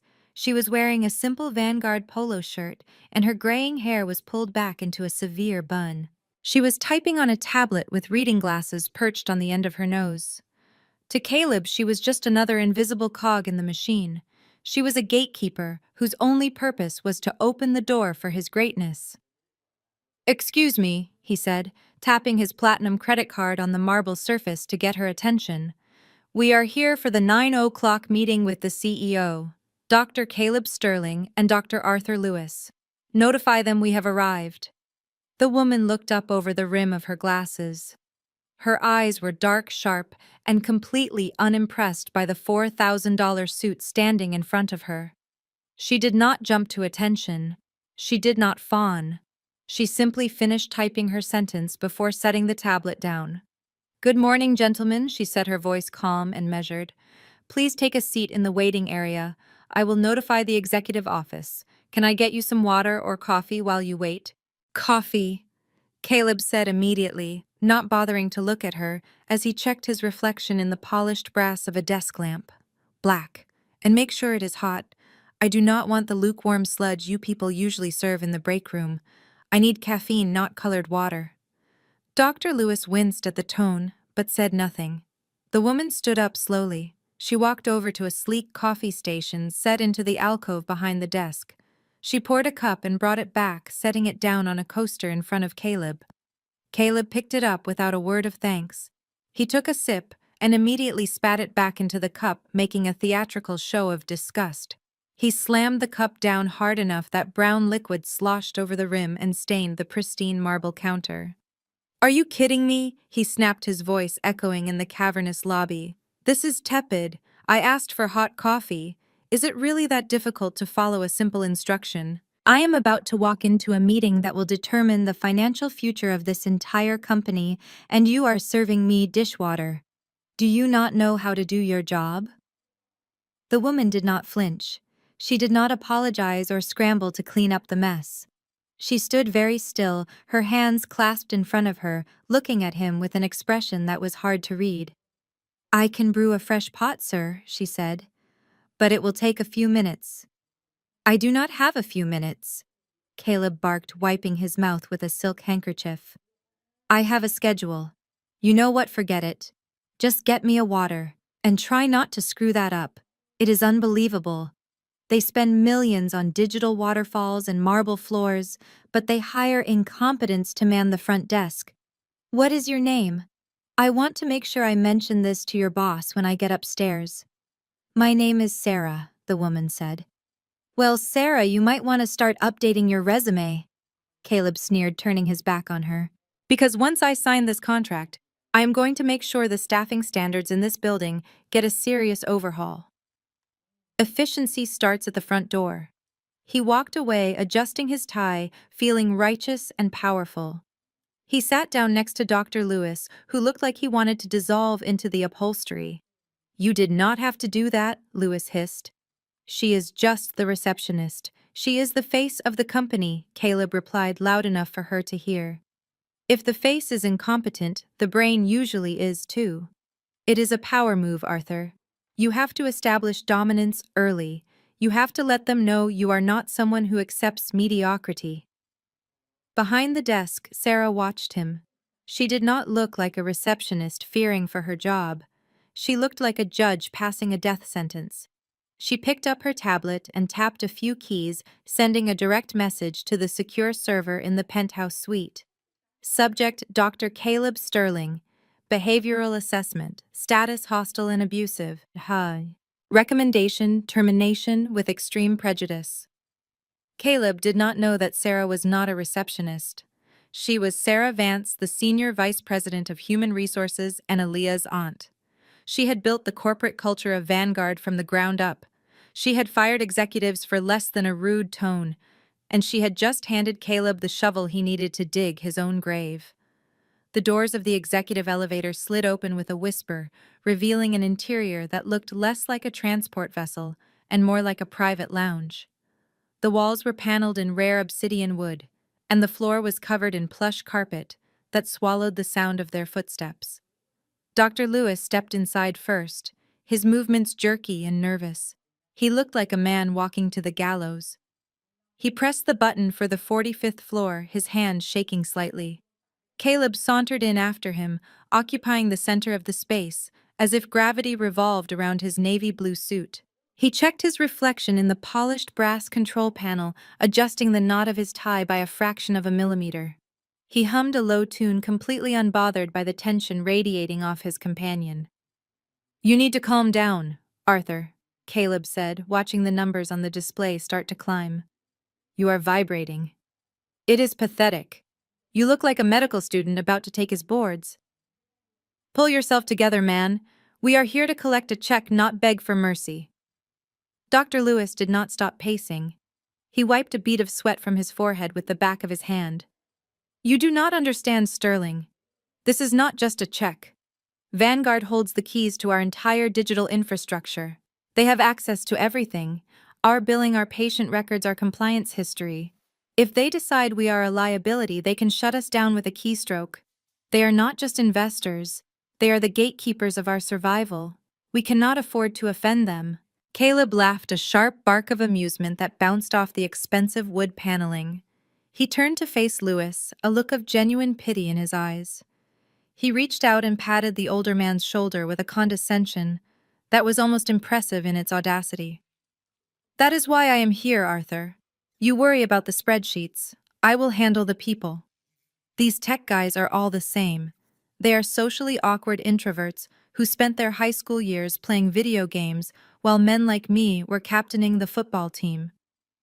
They crave validation from alphas. They want to be close to the real power. And in this world, the real power is the man holding the scalpel, not the man holding the mouse. He turned back to his reflection, smoothing his eyebrows. I have charisma, Arthur. It is a biological fact. When I walk into a room, the energy shifts. People want to please me. They want to be associated with me.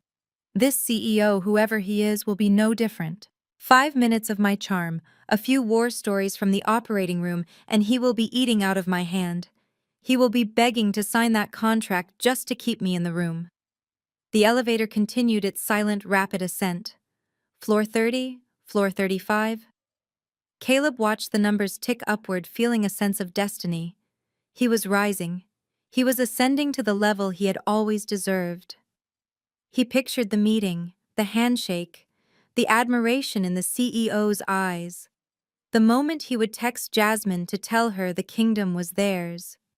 He did not know that the elevator was not taking him to a throne room. It was taking him to a dissection table. He did not know that the data Dr. Lewis was so terrified of had already been analyzed, categorized, and weaponized. He thought his charisma was a shield. He did not realize that to the woman waiting on the 45th floor, his charm was just another symptom of the disease she was about to cure. "Do not worry, Arthur," Caleb said as the elevator slowed for the final stop.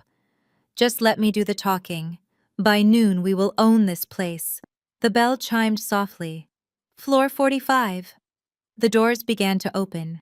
Caleb squared his shoulders, put on his winning smile, and stepped forward into the abyss. The elevator doors retracted with a hushed reverence, revealing a corridor that stretched out like the nave of a modern cathedral. The air here was thinner, cooler, and smelled of ozone and absolute power. The floor was a single, seamless slab of polished gray stone that reflected the recessed lighting above. On the walls, framed in heavy silver, were patents, dozens of them. They were not just pieces of paper. They were declarations of ownership over the future of medicine.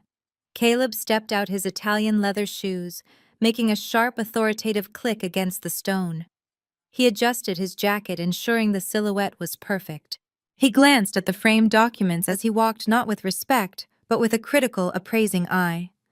United States Patent Number 894, Algorithmic Detection of Vascular Anomalies. United States Patent Number 902, Predictive Modeling for Surgical Outcomes.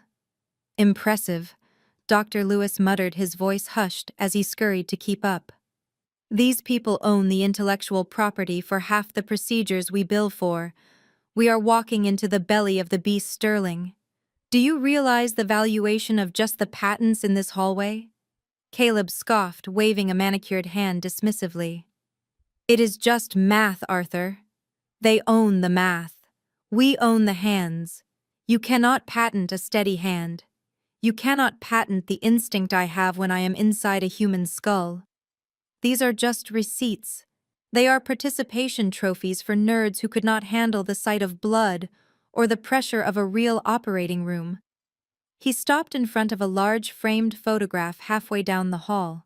It was an artistic black and white shot of the company founder taken from a distance during a keynote speech. The figure was on a stage, silhouetted against a massive screen displaying complex nodes of data. The woman in the photo was wearing a sharp, tailored suit, her back straight, her hand raised as if conducting an orchestra.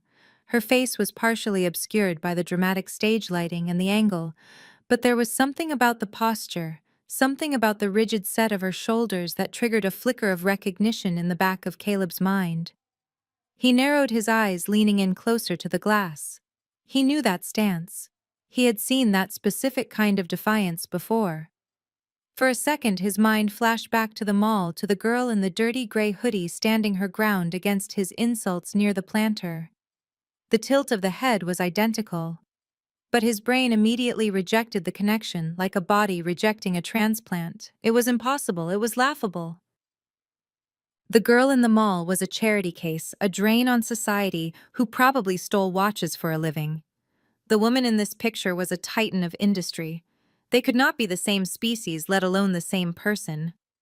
Probably the CEO's daughter or a diversity hire put on stage for optics, Caleb muttered, turning away from the image with a sneer. She looks like she is lecturing. I hate women who lecture. They always think they know more than they do. Come on, Arthur, let us go meet the man behind the curtain and get this over with. I have a lunch reservation at 1. He turned his back on the image of his executioner and strode toward the massive double doors at the end of the hall.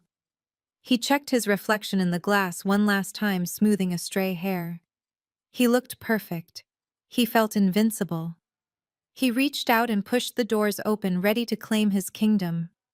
The double doors made of solid white oak stood before them like the gates to a fortress.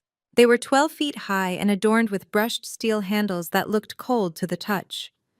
Caleb stopped just inches from the threshold. He did not reach for the handle immediately. He paused to savor the moment. This was the precipice. This was the line between the life he had been living and the life he was about to claim. On the other side of this wood was a billionaire CEO who needed a medical savior. Caleb was more than ready to play the part. He turned to Dr. Lewis, who was practically vibrating with anxiety. Lewis was wringing his hands, a nervous habit that Caleb found repulsive. It projected weakness. It projected fear. Caleb grabbed Lewis by the shoulder, his grip firm enough to be painful. "Stop fidgeting, Arthur." Caleb commanded, his voice low and smooth. "You look like a defendant waiting for a verdict. We are not defendants. We are the prize. Stand up straight. Fix your tie. And for the love of God, do not speak unless spoken to. If they ask about the financials, you defer to me. If they ask about the integration timeline, you defer to me. I am the face of this partnership. You are just the paperwork." Lewis nodded, swallowing hard. "I understand, Sterling. Just be careful. These people are serious. Serious is good." Caleb smiled, his teeth white and predatory. "Serious people sign big checks. Watch me work, Arthur. Just watch and learn." Caleb turned back to the doors.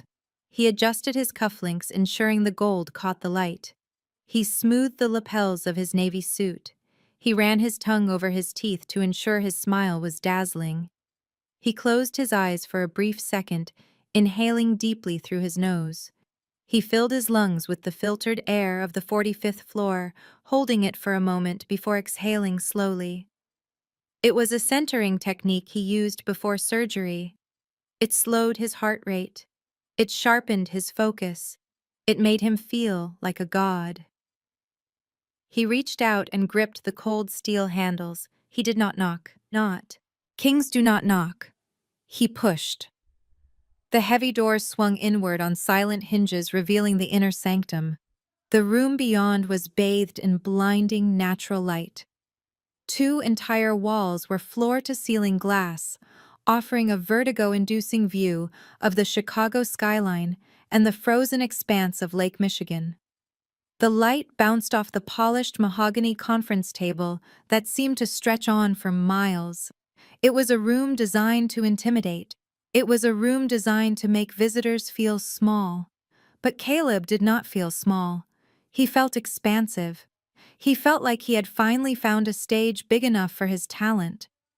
He stepped across the threshold, his chin raised high. He walked with a swagger that said, "I have arrived." He did not look around nervously. He scanned the room with a proprietary air, taking ownership of the space before he had even introduced himself. He was ready to deliver the performance of his life. He was ready to charm, to manipulate, and to conquer. He opened his mouth to speak his opening line, already polished and ready on his tongue. The heavy oak doors clicked shut behind them, sealing the room in a vacuum of silence. The conference room was cavernous, a cathedral of glass and steel, suspended 45 stories above the frozen streets of Chicago. The morning sun blasted through the floor-to-ceiling windows, turning the entire space into a blinding box of white light. It was designed to make anyone standing at the entrance feel small, exposed, and vulnerable. But Caleb did not feel small. He felt like he was walking onto a stage that had finally been built to his specifications.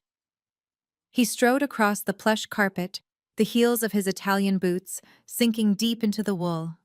The table was a long expanse of polished mahogany, reflecting the skyline like a dark mirror. At the very far end of that table, silhouetted against the blinding backdrop of the snowy city, sat a single high-backed leather chair. It was turned away from them, facing the window. Caleb suppressed a smirk. The theatrics were almost charming in their cliché. He assumed the CEO was playing a power game, trying to intimidate him with silence and a dramatic view. He imagined an old man sitting there stroking a cat or swirling a brandy snifter like a villain in a bad movie. It was pathetic, really. Real power did not need props. Real power was walking into a room and owning it, which was exactly what Caleb intended to do. He nudged Dr. Lewis, who had frozen a few steps inside the door. "Keep moving, Arthur," Caleb whispered, his voice a low hiss. "Do not look so terrified. It is just a chair." They approached the end of the table, stopping 10 feet away from the silent figure. Caleb adjusted his cufflinks, standing with his feet shoulder-width apart, a stance he had practiced in the mirror to project dominance. He waited for the chair to turn. He waited for the old man to spin around and be dazzled by his presence. But the chair did not move. The figure remained still, staring out at the white void of the lake. Dr. Lewis could not take the silence any longer. He cleared his throat, a nervous, dry sound that echoed in the vast room. He bowed his head slightly, a reflex of submission to the financial authority this room represented. "Madam Chairwoman," Dr. Lewis said, his voice trembling slightly. "We have arrived. I am Dr. Arthur Lewis, the hospital administrator, and this is Dr. Caleb Sterling, our chief of neurosurgery. We are honored that you have taken the time to meet with us personally." Caleb blinked. "Madam Chairwoman."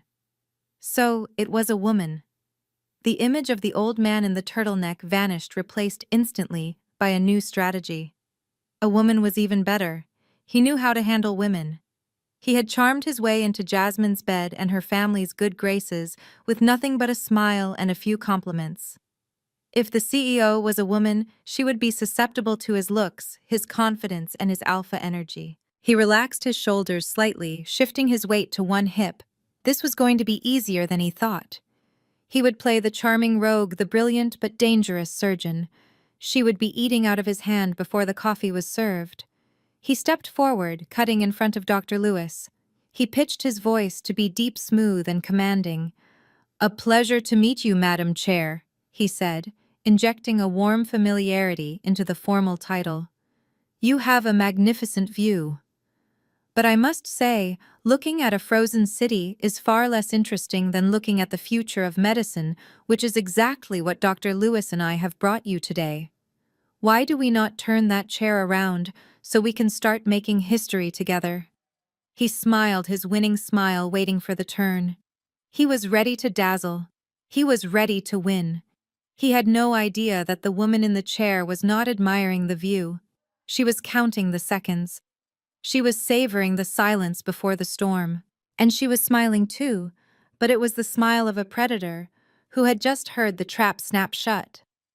The leather chair began to rotate. It moved with a slow hydraulic hiss, a sound that seemed deafening in the silent room. Caleb stood there, his weight resting on one hip, his charming smile plastered on his face, waiting to dazzle the stranger he was about to manipulate. He watched the back of the chair disappear, revealing the figure inch by inch. First came the legs crossed at the knee, clad in pristine white fabric, then the hands resting calmly on the armrests, fingers steeped in a pyramid of absolute control. And finally, the face. The chair locked into place, facing them directly. The smile froze on Caleb's lips. It did not fade naturally, it shattered. It cracked and fell away, leaving his mouth hanging open in a silent scream of disbelief. Sitting before him was not an old man in a turtleneck. It was not a stranger. It was Aaliyah. But it was not the Aaliyah he knew. It was not the woman in the oversized gray hoodie he had mocked at the mall just 2 days ago. It was not the sister he had accused of being a shoplifter. This woman was a stranger wearing his victim's face. She was wearing a tailored white suit that fit her like a second skin, the sharp lines of the blazer accentuating her posture. Her hair, which had been messy and loose at the mall, was now pulled back into a severe, elegant bun, revealing the sharp architecture of her cheekbones. She wore no jewelry save for a simple platinum watch on her wrist, but she radiated a brilliance that made the diamonds in the jewelry store look like cheap glass. Her eyes were dark and bottomless, fixing him with a gaze that stripped him bare. There was no warmth in them, no family recognition, only the cold, clinical detachment of a surgeon looking at a tumor she was about to excise. Caleb felt his world tilt on its axis. His brain scrambled to make sense of the visual input. It was a glitch in the matrix. A hallucination brought on by stress. This could not be Aaliyah. Aaliyah was poor. Aaliyah was a failure. Aaliyah was the dirt on his shoe. This woman was a queen sitting on a throne of steel and glass, looking down at him as if he were an insect. He blinked rapid and hard, trying to clear his vision. But she did not disappear. She did not transform back into the girl in the hoodie. She just sat there watching him panic. He felt the blood drain from his face, pooling in his feet, leaving him lightheaded. His heart hammered against his ribs, a frantic drumbeat of terror. "You," he whispered. The word escaped his throat like a wheeze. It was not a question. It was a confession of impossibility. Dr. Lewis, who had not yet looked up from his bow, sensed the shift in the room. He straightened up, confused by Caleb's reaction. He looked from the frozen surgeon to the woman in the chair. He did not recognize her from a family dinner. He only recognized the power. "Good morning, gentlemen," Aaliyah said. Her voice was the same one he had heard on the phone, the same one he had heard at the mall, but it was stripped of all emotion. It was smooth, low, and terrifyingly calm. "I believe you wanted to teach me about the real world, Dr. Sterling. Please, I am listening." Caleb took a step back, his legs hitting the edge of the conference table.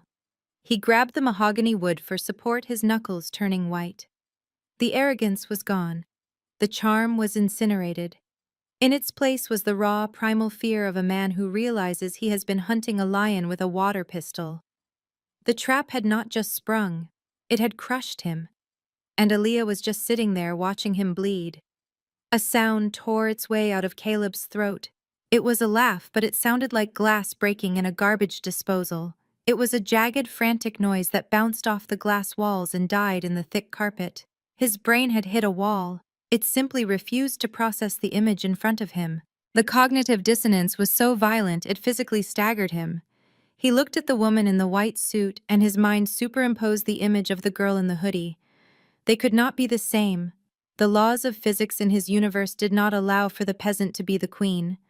Therefore, this was a trick. It was a prank. It was a lie. "This is rich." Caleb sputtered, his face twisting into a mask of incredulous fury. "This is absolutely rich. Is this a joke? Did Jasmine put you up to this? Is this some kind of twisted role-play game you people play?" He took a step forward, pointing a trembling finger at her face. "Get out of that chair," he barked, his voice cracking. "Get up right now before you ruin the leather." "Who let you in here? Did you sneak in with the cleaning crew? Is that it? You stole a suit and snuck past security to try and embarrass me. You are psychotic. You are actually mentally unstable." He spun around, looking wildly at the closed oak doors, screaming at the wood. "Security! Get in here! We have an intruder! We have a trespasser in the executive suite! Some homeless woman has broken in and is refusing to leave. Someone get the police! I want her arrested! I want her dragged out of here in handcuffs!" He turned back to Aaliyah, his eyes bulging with manic energy. "You have made a big mistake, Aaliyah. A huge mistake. You think you can just walk into a place like this and pretend to be somebody? You are nothing. You are a thief. You are a leech. And now you are going to jail." He reached for his phone, fumbling with the device to dial 911.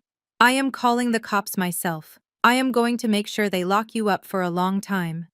Suddenly, a hand clamped down on his arm.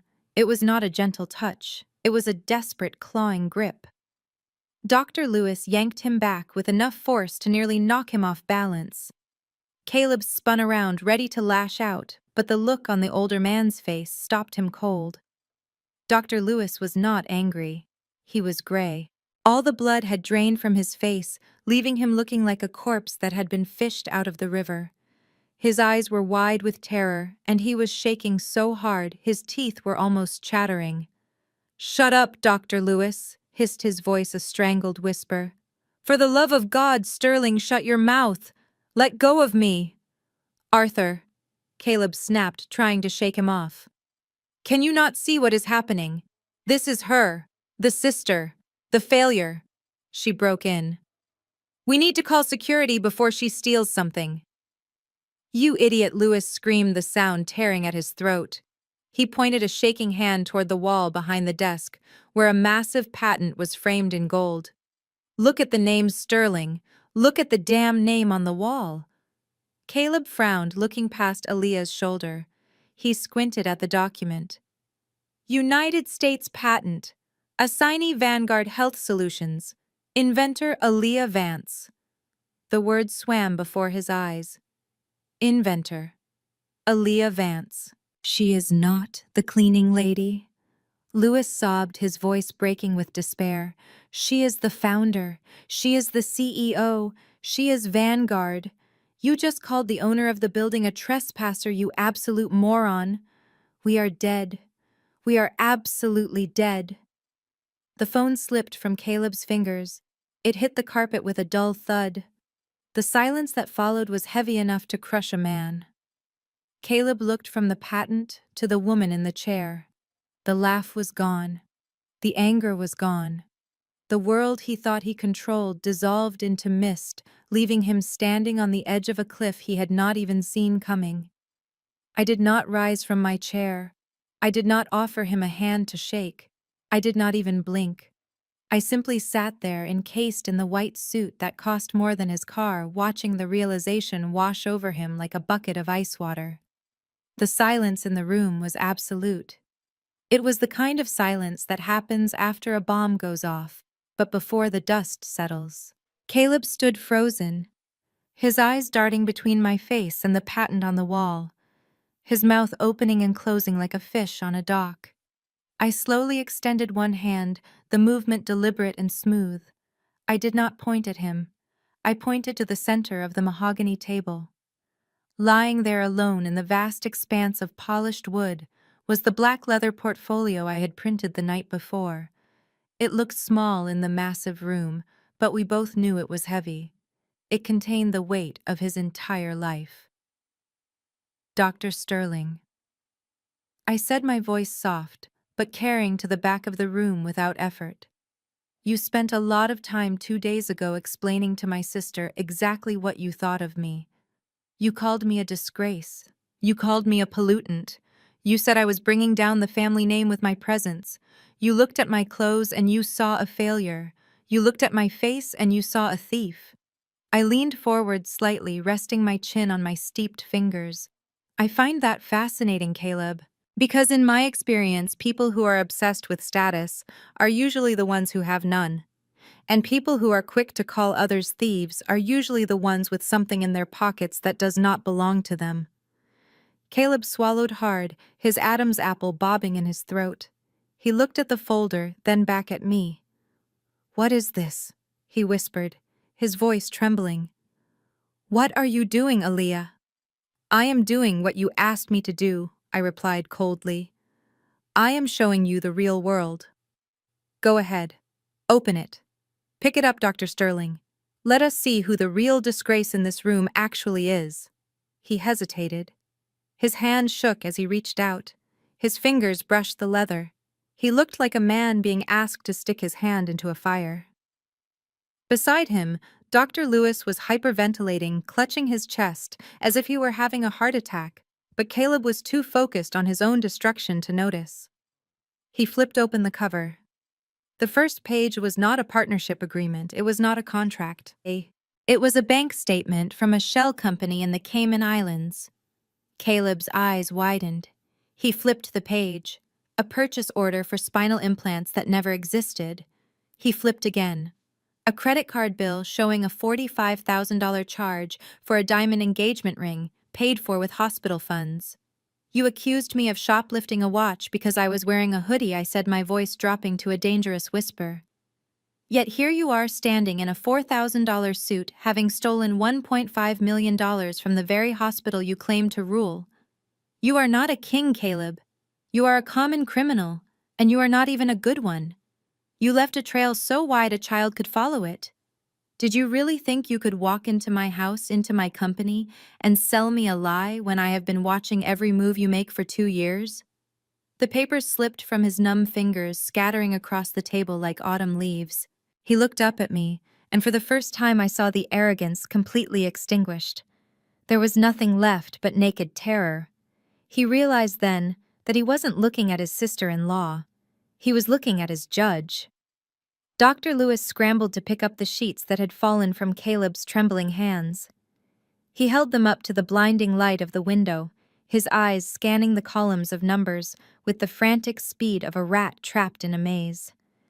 As he read, the color drained from his face so completely that he looked translucent. He was not just looking at numbers.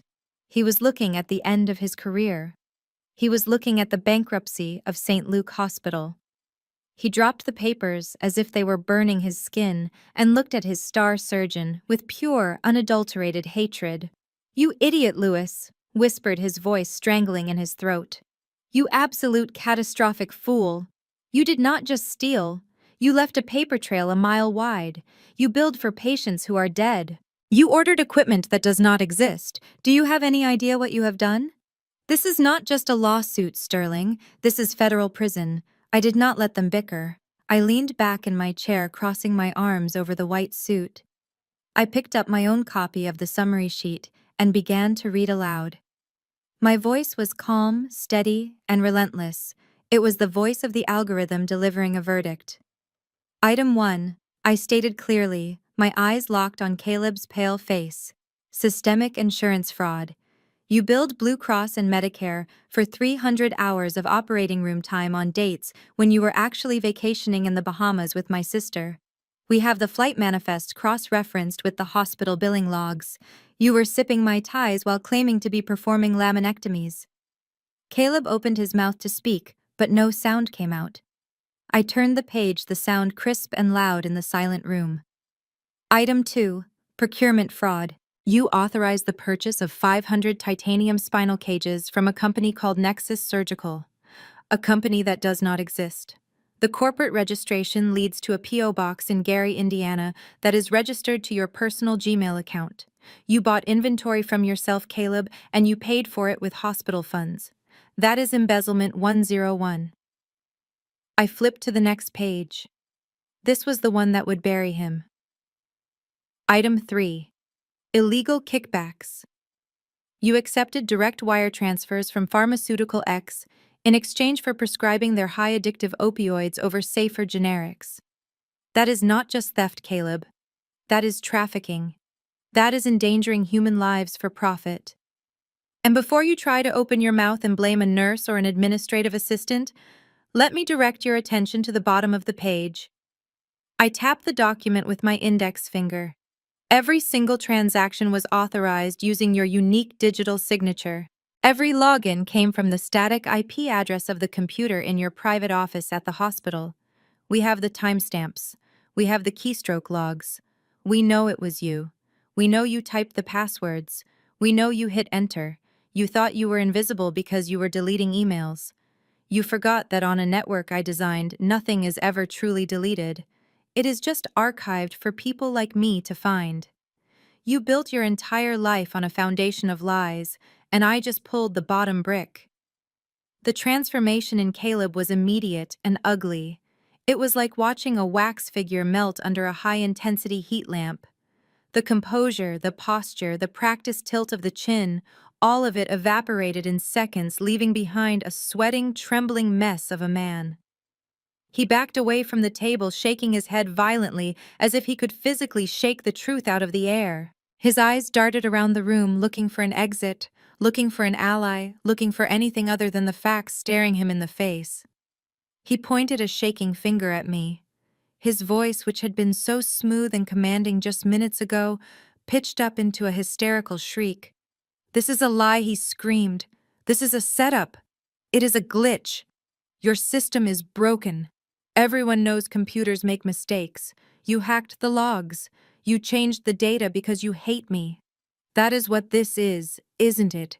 It is personal. He turned to Dr. Lewis, grabbing the older man by the lapels of his jacket, shaking him. Arthur, listen to me. She is crazy. She is vindictive. She is doing this because I embarrassed her at the mall. She is doing this because she is jealous that Jasmine is marrying a doctor and she is a spinster.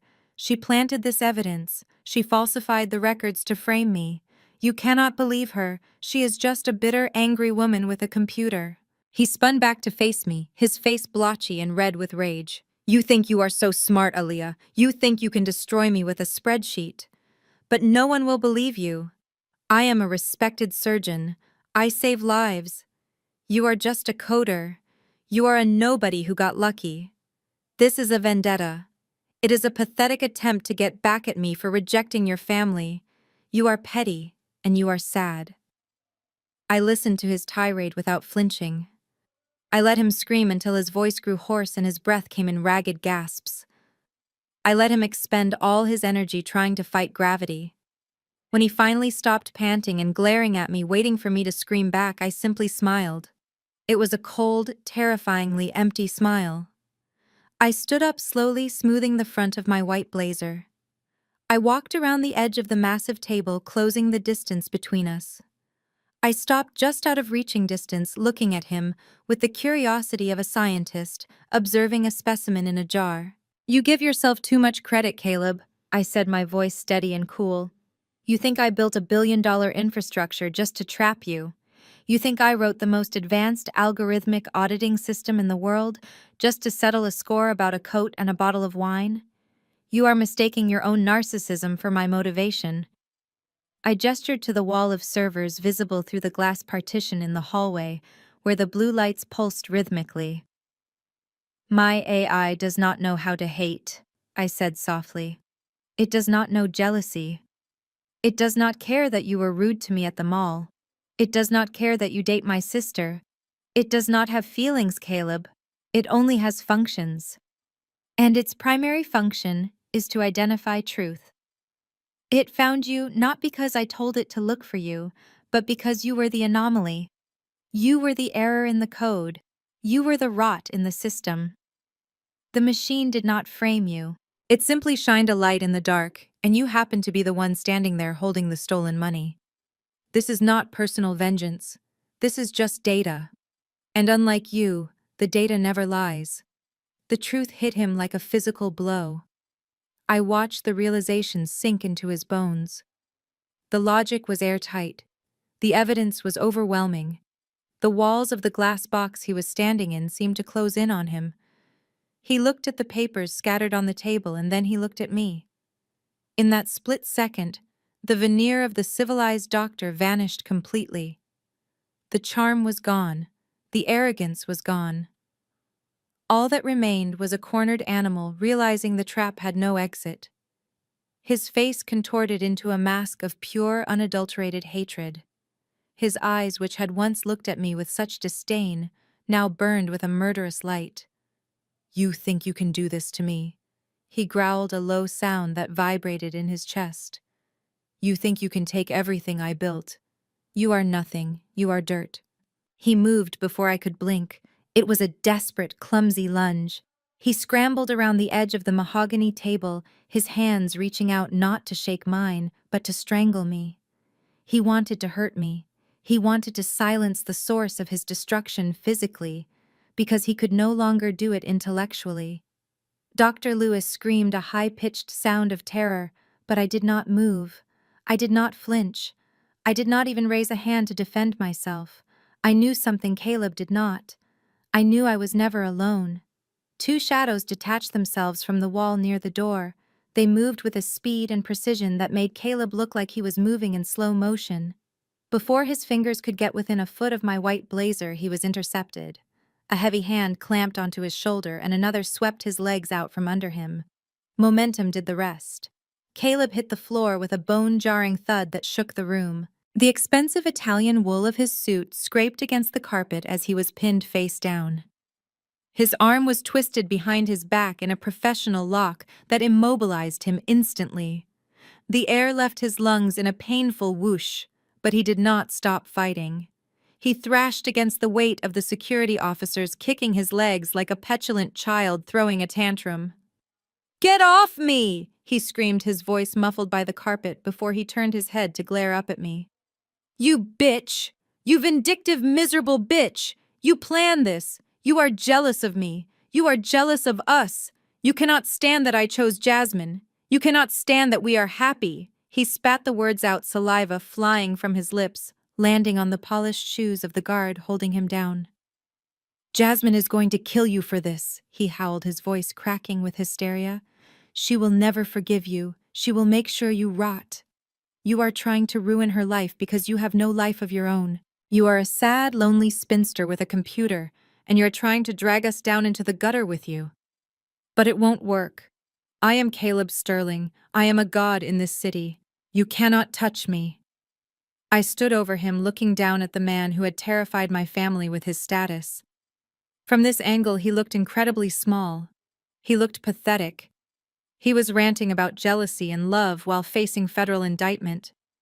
He was still clinging to the delusion that his social standing mattered in a room governed by law. I signaled to the guards. "Get him up," I said quietly. "The police are waiting in the lobby." They hauled him to his feet. His hair was disheveled, his tie was crooked, and his face was purple with rage. He was still screaming, still cursing, still invoking my sister's name as if it were a magic spell that could save him. But the magic was gone. The show was over. And as they dragged him toward the door, kicking and screaming, I felt absolutely nothing but the cold, clean satisfaction of a job well done. The heavy oak doors swung open one final time. This was not private security. Two agents wearing navy windbreakers with federal badges on their belts stepped into the room. They moved with the quiet efficiency of men who did this every day. They walked straight to Caleb, who was still panting in the grip of my guards. One agent pulled out a pair of steel handcuffs. The metallic click as they ratcheted shut around Caleb's wrists was the loudest sound in the room. It was the sound of a life ending. "Caleb Sterling, you are under arrest for wire fraud, embezzlement, and racketeering." The agent recited, his voice flat and bored. Caleb slumped, his fight finally draining out of him as the reality of the metal biting into his skin took hold.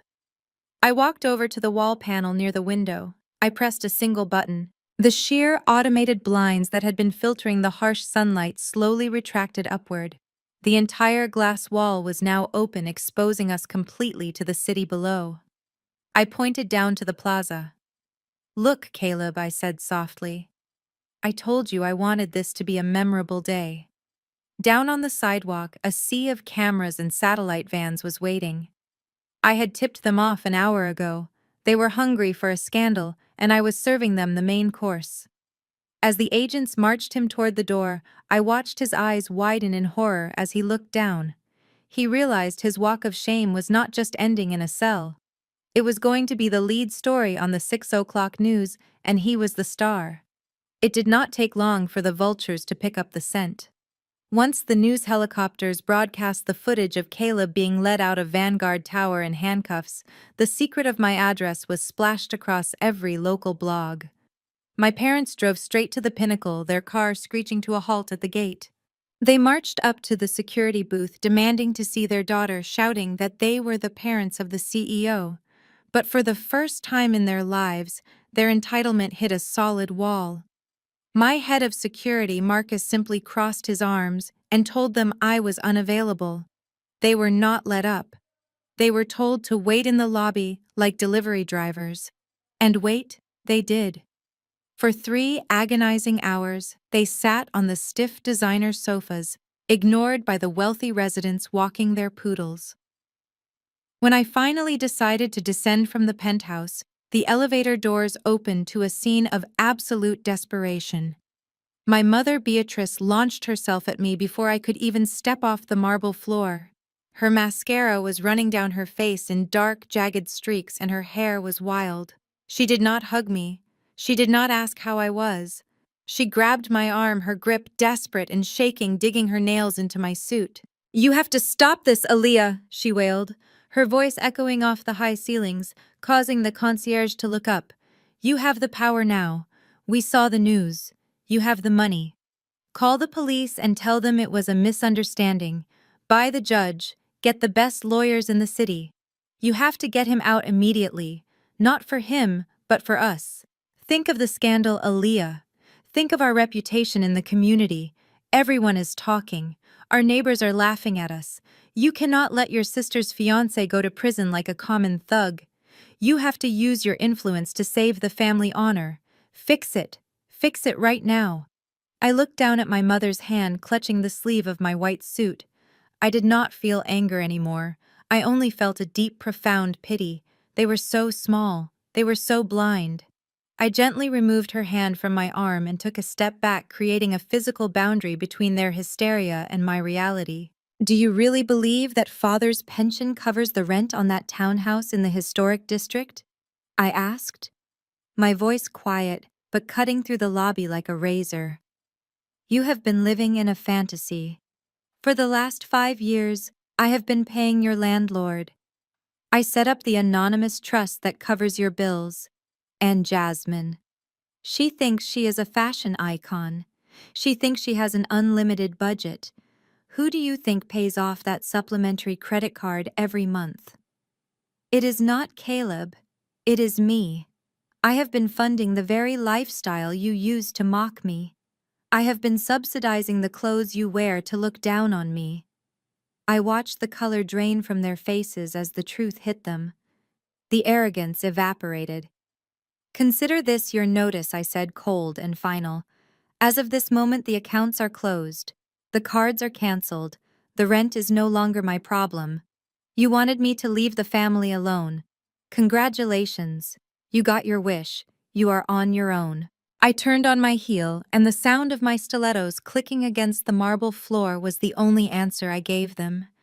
I walked toward the revolving doors that led to the street, not rushing, not running, but moving with the steady, inevitable pace of time itself. Behind me, I heard the commotion. I heard the desperate scramble of footsteps as they realized I was actually leaving.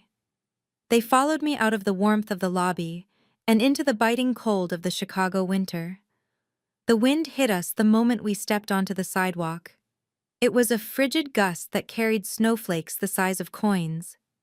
I stopped by the curb where the long black limousine was idling its exhaust plumbing white clouds into the gray air. My driver Marcus stood by the rear door, his gloved hand resting on the handle, his face impassive and professional. He did not look at the screaming people behind me. He only looked at me, waiting for the command. I turned around one last time. The scene before me was like a Renaissance painting of despair. Jasmine had collapsed onto the icy pavement. The designer dress she was wearing, the one she had bragged about for weeks, now looked ridiculous. It was a garment made for a ballroom, not for begging on a slush-covered sidewalk. The fabric was wet at the hem, and as she shivered violently, the dress seemed to hang on her like a cheap costume. The illusion of glamour was gone. Without the confidence of my money backing her up, she looked small and frail and incredibly ordinary. She was sobbing loudly, her makeup running in dark rivulets down her face, screaming that she was sorry, that she didn't mean it, that she needed me. But the words were carried away by the wind. My parents stood behind her, huddled together against the cold. Without the artificial warmth of the lifestyle I had provided, they looked suddenly ancient. My father, Elijah, who always stood so tall with his chest puffed out in pride, was hunched over his shoulders, shaking. My mother, Beatrice, looked at me with eyes that were no longer judging but terrified. She looked at the luxury car, and then back at the snowy street, and I saw the realization hit her. She saw the future. She saw the bills piling up. She saw the cold house. She saw the end of the masquerade. They were just two old people standing in the snow, realizing they had thrown away the only child who had ever actually loved them. I did not feel a surge of triumph. I did not feel the need to laugh or to gloat. I just felt a heavy weight lift off my chest, a weight I hadn't realized I had been carrying for my entire adult life. It was the weight of their expectations, the weight of their judgment, the weight of buying their love. I reached into my purse and pulled out my sunglasses. The sky was overcast gray and dull, but I put them on anyway. I didn't need them to block the sun. I needed them to create a final barrier. I needed to cover my eyes so they could no longer look into me and take what they wanted. I nodded to Marcus. He pulled the heavy door open. I slid into the back seat, the smell of warm leather enveloping me instantly. It was quiet inside, safe. I pressed the button to roll up the window. As the glass rose, it cut off the sound of Jasmine S. wailing.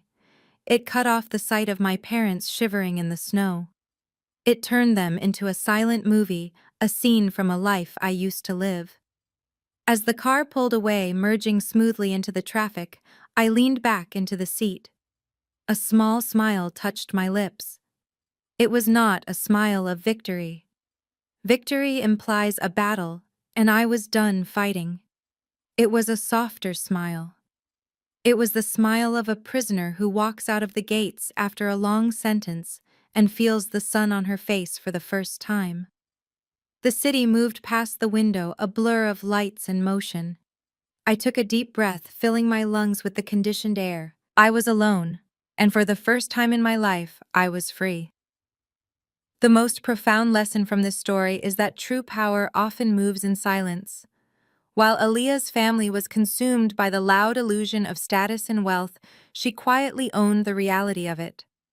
It teaches us that we must never define our worth by the validation of others, nor judge anyone by their appearance. Disrespect often comes from insecurity, but the best revenge is not an argument, it is massive, undeniable success. Build your empire in the shadows, protect your peace, and let your results be the only noise that finally silences your doubters forever. If you are ready to let your success make the noise, hit that subscribe button and comment "Silent Victory" below to claim your power today.